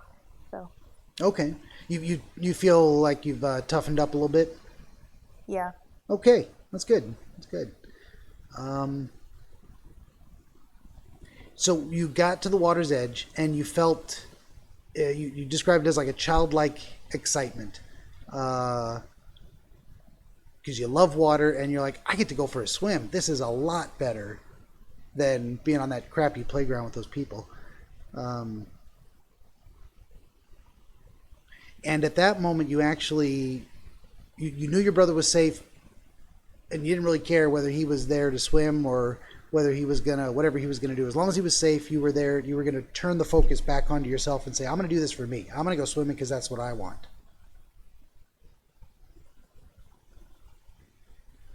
Yeah. And then I felt guilty because I almost got him killed for it. Well, that came later. Yeah. So, but that came as a result of. But I mean, that's also very important too. Is, I mean, do you have that sense of failing? The fear of failing your brother in real life. What am I trying to say? The idea that you would take your focus off of concern for him or caretaking him, do something just for you, and that ultimately you would end up regretting it because something bad happens to him or he isn't as well cared for as he could have been. Does that make sense?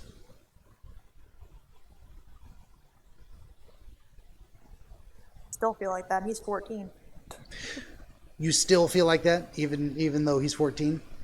Yeah. You still feel a pretty strong sense of responsibility for him, and do you get the sense he kind of looks up to you, even if he's like not resentful, but come on, quit treating me like a kid. I'm 14 now. Does that sound familiar? Yeah, kind of like that. Okay. Yeah, so I mean, the fact that this is an ongoing burden, an ongoing concern, is something you feel you're, from when you were 11 till now, still 6 years later, feeling this sense of responsibility has not gone away.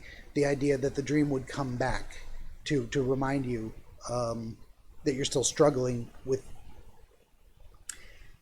What am I trying to say? I'm always at a loss for words. Struggling with making a decision. That's not the right way to put it. Struggling with how you feel about it. Struggling with being indecisive. The idea of you want. Does it sometimes feel like your life is not your own?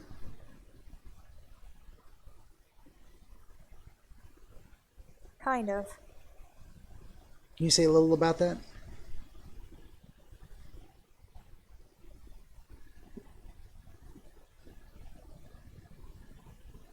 I get like forced situations I do not want to be in. You have the experience that sometimes you're forced to be in situations that you don't want to be in? Yeah. Without prying too much, is it okay to ask for an example of what that might be like? Going to band. Being in the school band? Yeah. Did you have a passion for music, or was that something you were encouraged to take up and you just kind of stuck with it, and now you're really stuck with it? Yeah, I was able to quit, but I had to deal with like 3 years of it. Okay, so you felt like for 3 years, and going, what was it that made you feel stuck in it? Were you had parents or your mother or your father telling you you have to do this, or you felt obligated? You felt what is it? Obligated. Felt obligated, like to the band itself, to the experience, to showing up to do what you had to do?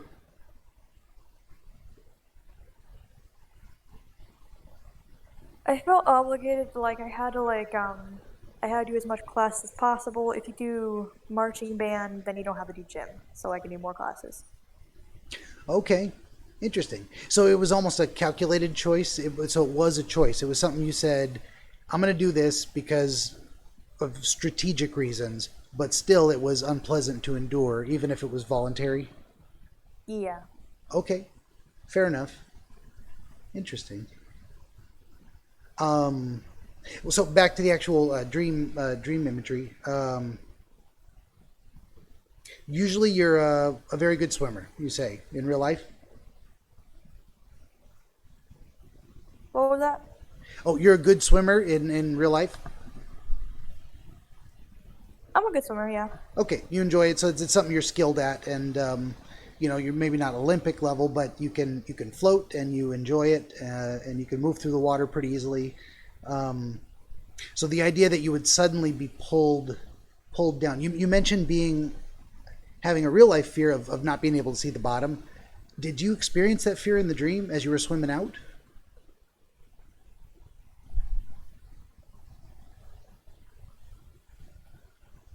Yes, but like it was kind of like a rush to me. Like you were flirting with danger, Hmm. taking a chance? Okay. And that seems to be connected to the feeling on the shoreline of, I'm going to do this for me. I'm going to do this because I want to, because I'm going to enjoy it, and he can come with me, but this isn't about him. And the idea of it being dangerous to brave this big open expanse of water that you couldn't see the bottom of, and that's normally scary enough to keep you on the shore. And that, I think that might be related to then we might say kind of a catastrophic result of, oh no, this was a terrible mistake. Now we're being pulled under. But what do you think about that?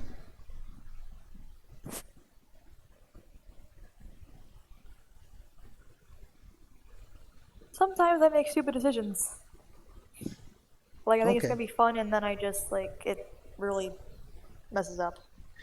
You've had some experiences where in, what am I trying to say? In looking for a good time, you got in over your head and it Yeah, turned out to be a bad time. yeah. Okay, fair enough. Yeah, no, that again, a very common human experience, a very common experience of being a young person and experimenting in the world. You don't really know what's going to happen. Sometimes it seemed like a good idea at the time, and it turned out it was not a good idea ever. I know that experience very well. Um, so that's almost pretty straightforward in terms of what that would mean. But then to have that horrifying moment when you realized I am literally in over my head. I'm being dragged under, uh, and I took my brother with me, and he's going to die. And that was kind of horrifying to you. Yeah. How did you describe it exactly?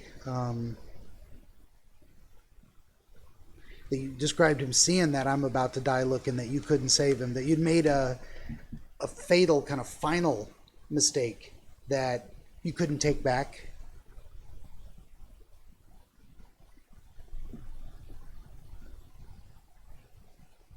Almost like again, I don't know if you ever had near that experience or like felt like you were having it, but like the things you think about like when you were thinking about the die, like it's very almost kind of funny, but also really sad. There's got to be a Like, word for oh, that. I I'm sure guess there's they're a not word going for to be that. paying for Austin's college now. Yes, this is true. This is very true.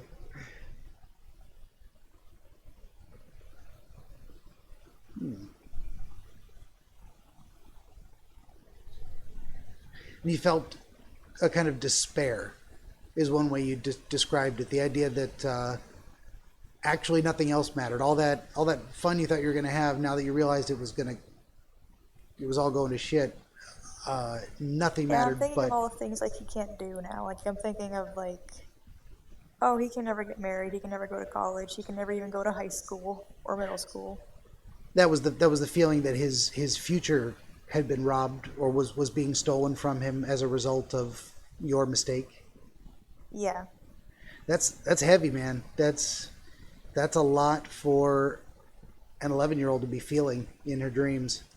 Uh, that is the crushing. That is the literally being. I mean, this imagery is fantastic. The idea of the body of water, you can't see the bottom, the force pulling you down, the overwhelming nature of the fear that you would make a catastrophic error that could not be fixed. Is that making sense to you? Yeah. Yeah. I mean, that seems like a fairly, what am I trying to say? A fairly strong path for meaning of that particular element of the dream. Um, and but it doesn't stop there. It isn't like you just you go down and you wake up. You actually break on through to the other side, which is interesting. So you've made a what initially appeared to be a impulsive, perhaps self-serving mistake that almost certainly was going to have dire consequences, but instead you decide to stop fighting the pull and swim with it, and you broke through to somewhere else. Given what we've been talking about the last couple of minutes, what do you make of that turn in the dream? Kind of interpreted it as a what Austin's future would I messed up kind of thing. I think we had just a brief audio glitch. Can you say the last few words one more time? I kind of just interpreted it as his future, okay, so the drowning was me like realizing my mistake, and then the blood, the redness, the dark universe was Austin's future. Then I don't know. Maybe, and there might be something there. Definitely, your intuitive sense of what it means is of a piece of the puzzle is the way I want to put it, and it may not be. What am I trying to say? It may not be it may be a piece we have a hard time fitting in necessarily. What am I trying to say? I'm not trying to tell you you're wrong. I'm saying that's something significant, and I don't know what to do with it. And I'm trying to see. It could just be like how I see the world. It could be. It could say a little bit about that. What? How does that relate?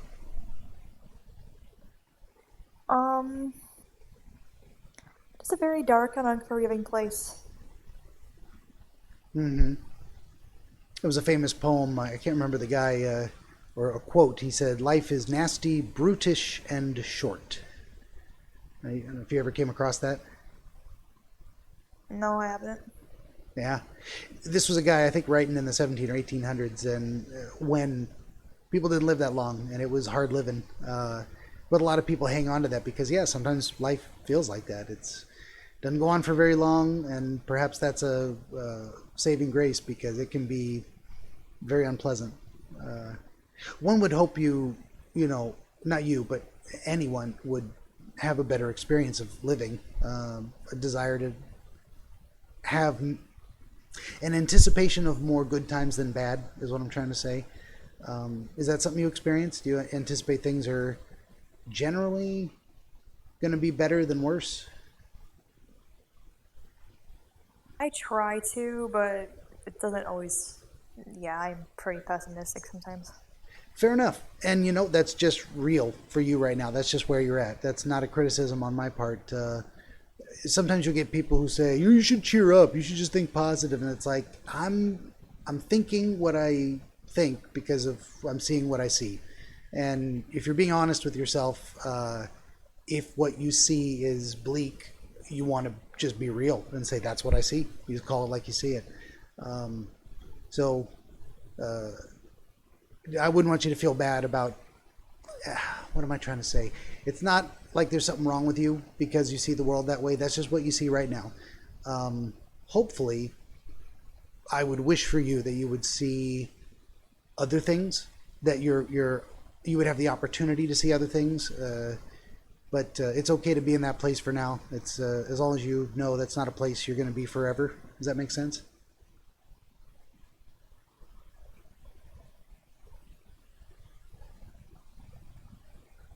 Even if you don't believe you won't be there forever.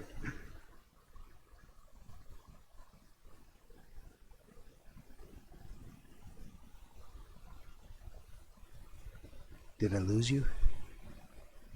I can't hear you. You talking? Oh no! Hal, what's the last thing you heard me say? It happened again. Like the audio dropped out.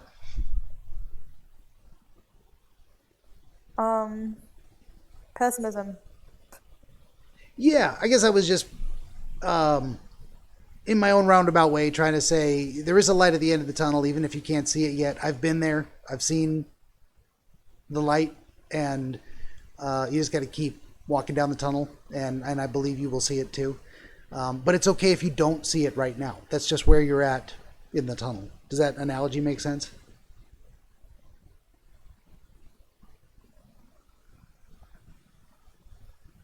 Did I lose you again? No, I'm here. Oh, okay. Does the analogy make sense? Yeah. Okay, fair enough. Fair enough.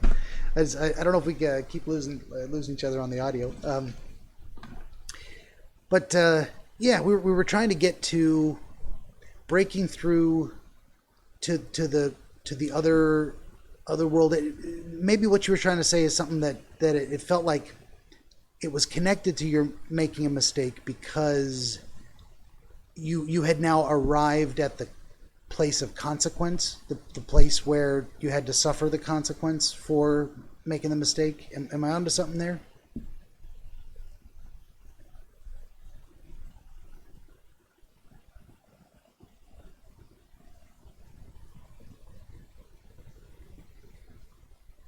Do you think like all like the blood symbolizes anything? Possibly. I mean, it's there. Typically, everything is there for a reason. We may not always be able to discern that. I mean, blood. What do you think of when you think of blood? What are some associations with that? I'm afraid of blood. Afraid in what way? Like I will actually faint. So you get lightheaded and possibly pass out when you see Yeah. blood? A little blood or like a lot of blood? How much does it take to trigger that for you? Nosebleed out. Okay. And is it, do you get like a nauseous, queasy, sick to your stomach, visceral feeling when you see it? Yeah. Okay. Okay. Yeah, so the idea that you would be swimming in blood and swallowing it and have to cough it up, that would... How long have you had that reaction to blood? All the way back to 11? Ever since I was a little kid. Ever since you were little? Okay. That could be related as well. I still think we haven't quite nailed down why you would choose to go with the flow, with the pull. You're being pulled down.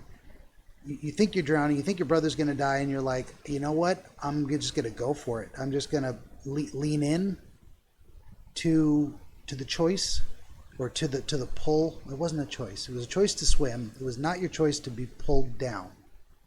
But something about yielding, giving in to the pull, going with that direction. When I focus down a little, throw some more words at you about that. Do you have any thoughts? Giving up.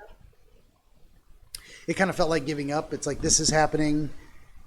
I better just go with it. Yeah. Okay. And then giving up and going with it, not fighting the direction of travel, not trying to fight the current or the force, whatever it was. You ended up in this other place where everything was blood. One island, blood ocean, a giant medieval looking castle, cathedral, temple type of place. I don't know what to make of that imagery. Do you have any associations with islands, with large religious or medieval castle looking structures? What kind of comes to mind when you think about those things? I'm Catholic. You are Catholic, so So, that imagery is actually part of your upbringing. yeah. You've been to the big buildings and you've seen probably many images of them. Hmm. So that is, I forgot you did mention that. I'm not sure what to make of that. I mean, it's definitely relevant to you. And so you're still, you were at 11 like Catholic, and you are still today a practicing Catholic. Hmm. Okay. What does your religious faith mean to you? Is it something you just go through the motions because why not, or is it a source of strength? Is it another thing you got to squeeze into a busy day? How do you feel about it? I have a very, like, I love God very much, but, like, I have, like, I don't, my problem with sin and my problem with myself, like, I don't know. Hmm. I'm also, like, one of my friends said that, like, the blood kind of represents, like, being tainted and stuff. Could be, sure. And I was like, that makes a lot of sense because I'm LGBT. Oh, okay, yeah. And that doesn't quite jive with the Catholic dogma exactly. They Yeah. would discourage that perhaps, or encourage a different path, different choices, right? Yeah. Yeah. Hmm. Okay. Yeah. I mean, definitely the idea that you're in an ocean of blood when it turns your stomach, when it's kind of a, what is it? It's a representation of something viscerally disgusting to you, something that generates a revulsion to the point of like lightheaded and passing out. And here you are swimming in it. The connection to sinfulness is, I mean, if that makes sense to you, sure, but it's not necessarily the only answer. Um, but that may be a good way to express uh, what the answer is. I mean, when you think about the idea of swimming in an ocean of blood being covered in not just covered in, because you could be standing and doused in something and be covered in it, but there's something bigger than that. It's immersed in an ocean of sin. Does that resonate with that imagery from the dream? And how do you relate that maybe to how you were feeling at 11 years old? Did you have a strong concept That of was when I sin? first developed a crush on a girl. Okay, so you had a lot of things happening in your life. I mean, you were kind of awakening to um, romantic feelings and going through your parents' divorce and taking care of your brother. Um, that's all adding up to why this dream would be have such intense imagery. Okay. When you think about that first crush, uh, do you relate it to any specific element of the dream?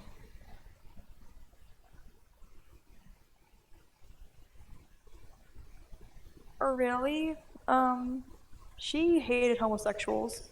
I'll play that one, but I don't really Oh, can't. so it was an unrequited love. Yeah, She was not going to return those feelings. Oh, yeah, yeah. I mean, and you had that crush before or after this dream happened. yeah. I did. Well, which one was it? Before or after? I had a crush before I knew that she did, not like homosexuals. Oh, well, no. I meant, did you have the crush before you experienced the dream? The dream we're talking about. Yeah, Okay, so yeah, that might have definitely factored into it. Um, it certainly adds another layer to. I mean, if we go with the sin angle, that the blood an ocean represents an ocean of sin, and you are diving into it, perhaps, or swimming towards it, going with that pull. Um, that in relation to your responsibility to your brother, that doing that just for you might have consequences for him.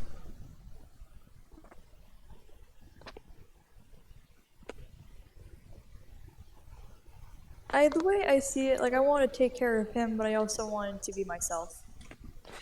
Well, you do, and that, I mean, that may be a significant part of what this dream is not telling you. It's not telling you, but it's focusing your attention in on the specific dilemma, the point of tension between your responsibility to family and your religious upbringing, your faith in general, and your desire to express yourself in the most genuine, honest, full way possible. This is really what I feel and what I think. This is what I want, and feeling that tension between those two desires. Does that make sense?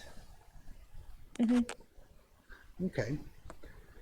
So certainly, and then it's also very interesting that you approach this giant fortress temple that calls to mind your Catholic exterior of a great Catholic church, perhaps. Um, but inside, it's your home. You once you get inside this temple, this structure, you are at home in a sense of feeling. Um, Things are familiar. You recognize your mom's style. You recognize family photos. Um, That's what do you think about that idea that walking inside of what looks like a giant church is actually your home. That's kind of how I feel about church. It feels like home when you go to church. Mm-hmm. Okay. Yeah. I mean, that's kind of what I was angling towards. I didn't know if you had any different impressions of it. I think there's something more there. What is it about going to church that feels like home? How would you describe that a little bit?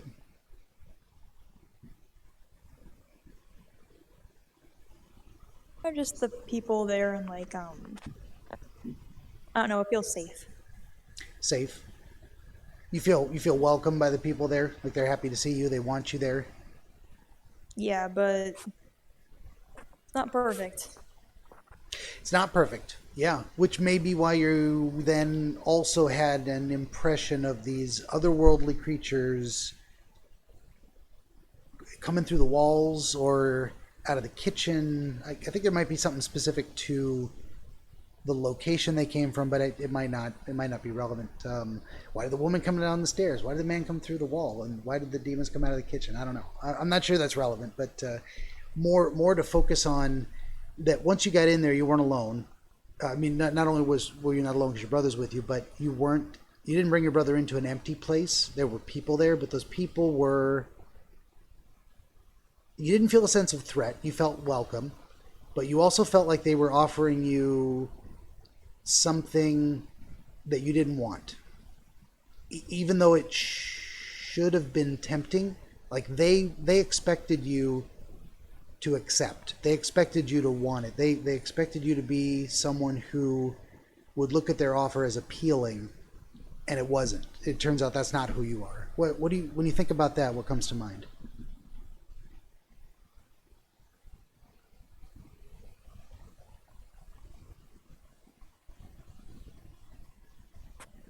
Um, Not much actually, to be Okay. honest. I might have been rattling another doorknob that didn't come open. It might. It's. Not, I don't think it's more to do with my church and more. I think it's more to do with my brother. No, for sure. And I'm not trying to force the church in there. It's an interesting. We may have gone as far as we can with that specific imagery. Why was it a church, and why did it look like your house on the inside? You feel like church is home. It feels like home to you, and that's fine. But then maybe it's more related to your experience of being actually at home. Because you can walk into a church and it can feel like home because it looks like home, but then you realize it actually is your house and it's not a church at all, and that's a different feeling. Do you have, when you think of being at home, like in your actual house, living your daily life, is that a comfortable place for you? It is. Okay, in general it is. Yeah, I'm wondering, that's why I'm trying to focus down a little bit on the idea of why those people, those demons, or the succubus, the butler, why the offer, and why did they expect you to want it? Is there something in your mind that does have kind of not repressed exactly, but what am I trying to say? There's a concept of you feel like you shouldn't want something, but you do, and actually you want to take them up on the offer, but you realize it's not a good idea, so you bounce. Is that making sense? Mm-hmm. What do you think about that, dude? How would you describe what that means to you? Again, Austin's a burden. If like, I love him, but like if I stop focusing on him, I'd probably be a lot better. So it's almost as if the creatures in that space inside your home, that's inside a church, that's on an island surrounded by an ocean of blood, they did sense in you this desire, and they were tempting you in a way. They were offering to fulfill it. They're saying you just have to do it. You just have to want it, and it'll happen. Does that make sense?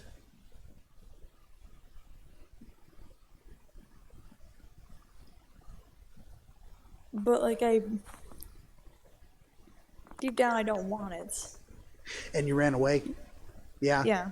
And again, I think that's that tension again. It's like those elements. It's almost like your mind is writing a script based on real things, but using actors.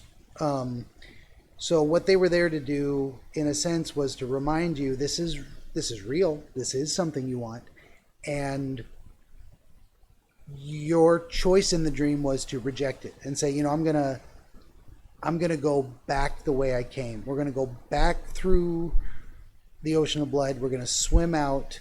We're gonna get back to the happy forest moonlight setting.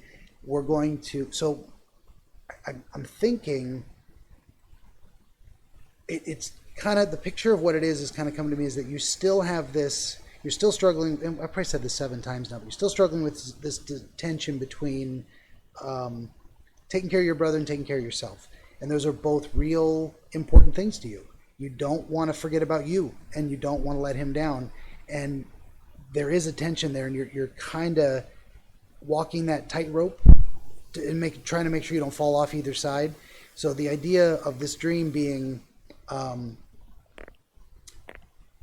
you give in to the desire to go for a swim, to immerse yourself in your own, doing something just for yourself. And that pulls you down into this place where you realize you could commit completely and be rid of this burden forever. But that other part of you that says, that's not really what I want, decides to leave, decides to jump back in the water, take your brother with you, and go back to the shoreline and undo. It's almost like not a wish fulfillment dream, but a reminding you the desire is there. And what am I trying to say?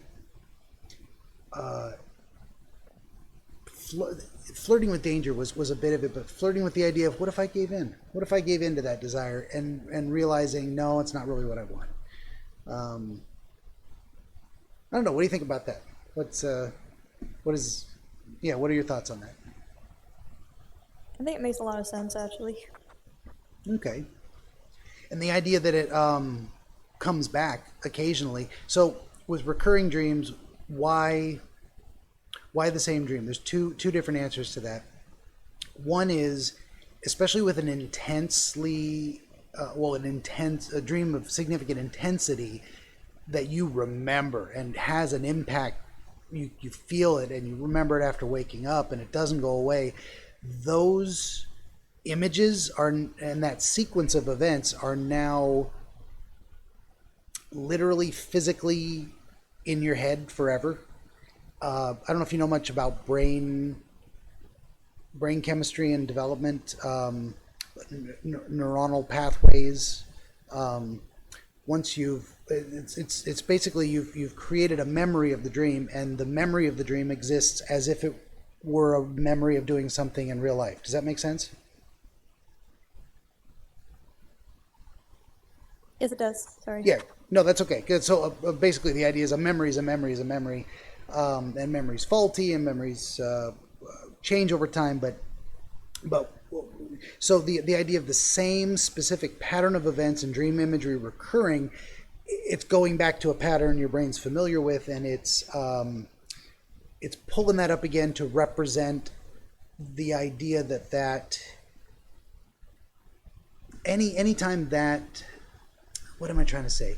The dilemma, anytime that dilemma is brought back more intensely into your mind, anytime you feel that urge to pull away, to put down the responsibility, to just live for you and say fuck it all, it's likely that dream's going to come back and say, are you sure? You could do that. You can. The opportunity's right there. All you got to do is say, I agree. Do the sacrifice, and you can have the power, and you can have the wish fulfillment. All the vistas open up. and you'll be in a sense, your life will be better in some ways, but it comes at a cost.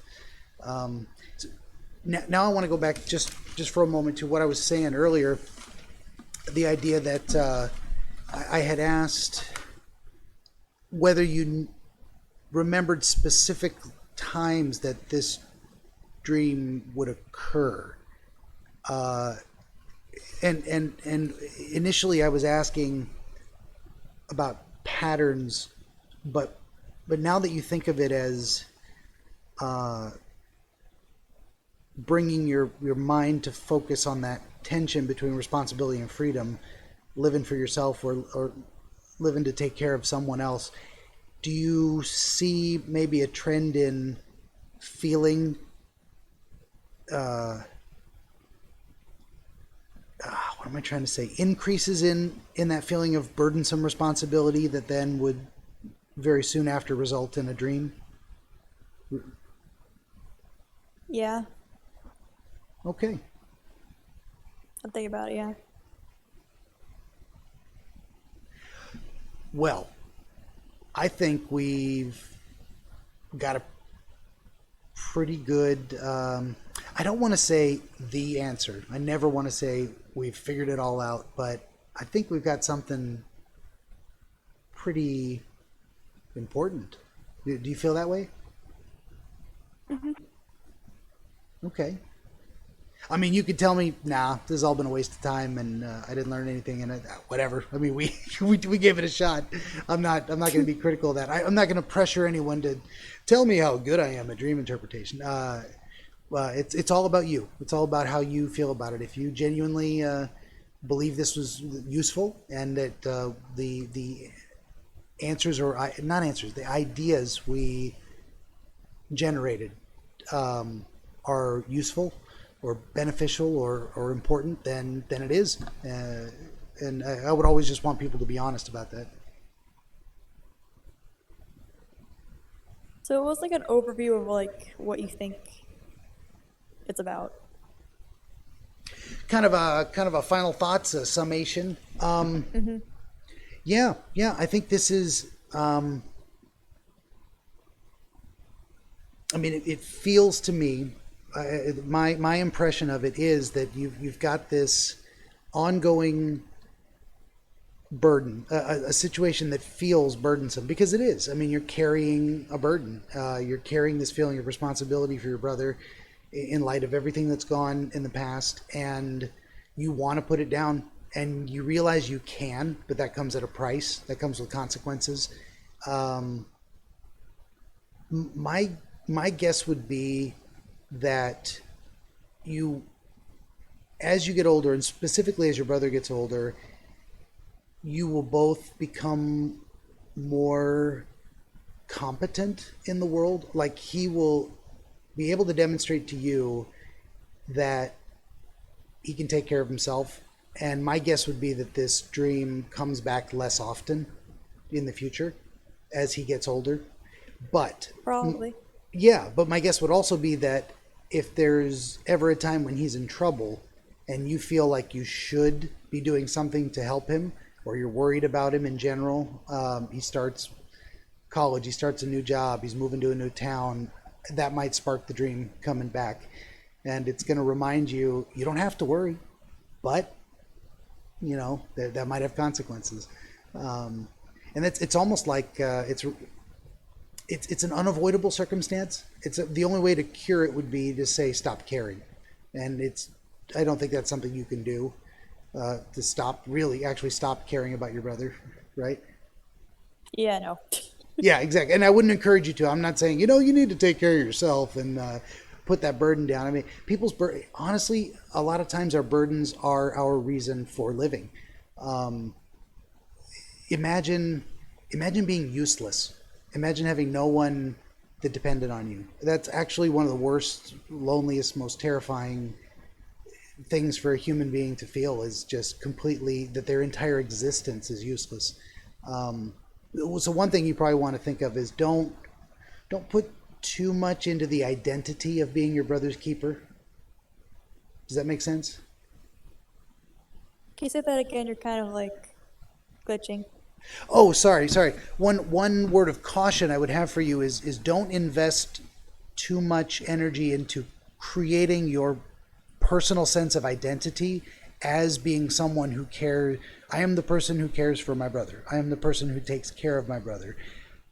You don't want that to be your only central characteristic. Does that make sense? Mm-hmm. That can't be your entire reason for living. It can be important, and it can be something you take seriously, and it can be a burden you don't want to put down. But that can't be your entire reason for living, or you get out of whack, you get out of balance. You want to diversify. I love the analogy that a stool is the least number of legs you can have for something to be stable and stand up on its own, but a chair with 4 legs is better, and a table with 10 legs is even more stable. The more supports you have for the surface, the more stability. Does that analogy kind of make sense? Yeah. So this is my advice to everyone, not just because you're young, but definitely branch out into multiple areas of things that make you feel good. Areas of interest, but most specifically areas of purpose, areas of competence. If you don't do martial arts, I recommend it. I recommend it for everybody. Just the idea of the physical discipline, the training, the exercise, and the idea that you get far enough down the road in that, and you're like, I can do some serious shit. I'm in better health and shape than I ever was. That sense of self-confidence is always really good. So I don't know. That may not be your cup of tea. Not everybody likes sporty stuff. So anyway, but that idea of diversifying your interests, your areas of develop multiple aspects of your personality, if that makes sense. Mm-hmm. Yeah, and I think the more you do that as well, the less you'll have this dream come back. Because it sounds like, why am I telling you how to have this dream less often, or reassuring you that it'll fade away or become less frequent, is because it seems like a very troubling experience. Like you don't enjoy it, and I actually have a lot of really creepy dreams. I could probably tell you. I believe you. You've been through some rough stuff. I mean, I would like it if many things you've been through nobody ever had to experience, but it's actually pretty common. Like traumatic events is one thing humankind, it's universal across. It's one thing we all have in common. So we've all been through some shit. That is the human condition. I had a point to that. Yeah, let me think. Like I have like a couple of. I don't remember all my dreams, but I do have a dream journal. Let me find an entry. You got another one to share with us? It's a small one. Like I don't really remember this one that much. Sure. Like, I do have to wrap it up. It's getting late in my neck of the woods. I need to go to bed, but I want to hear it, and that's probably a good way for us to round it out. We'll get maybe a teaser for a future dream, or at least some strange scenery to see us out the door. So yeah, go ahead.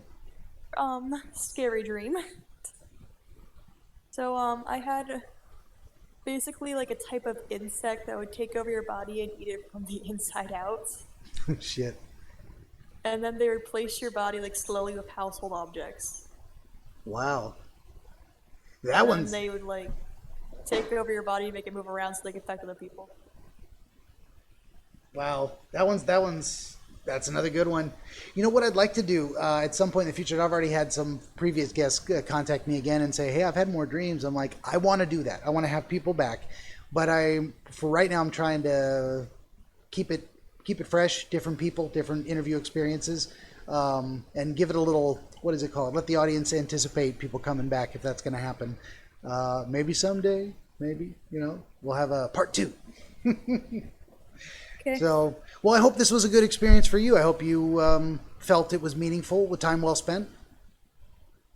Mm-hmm. I'm going to go to bed now.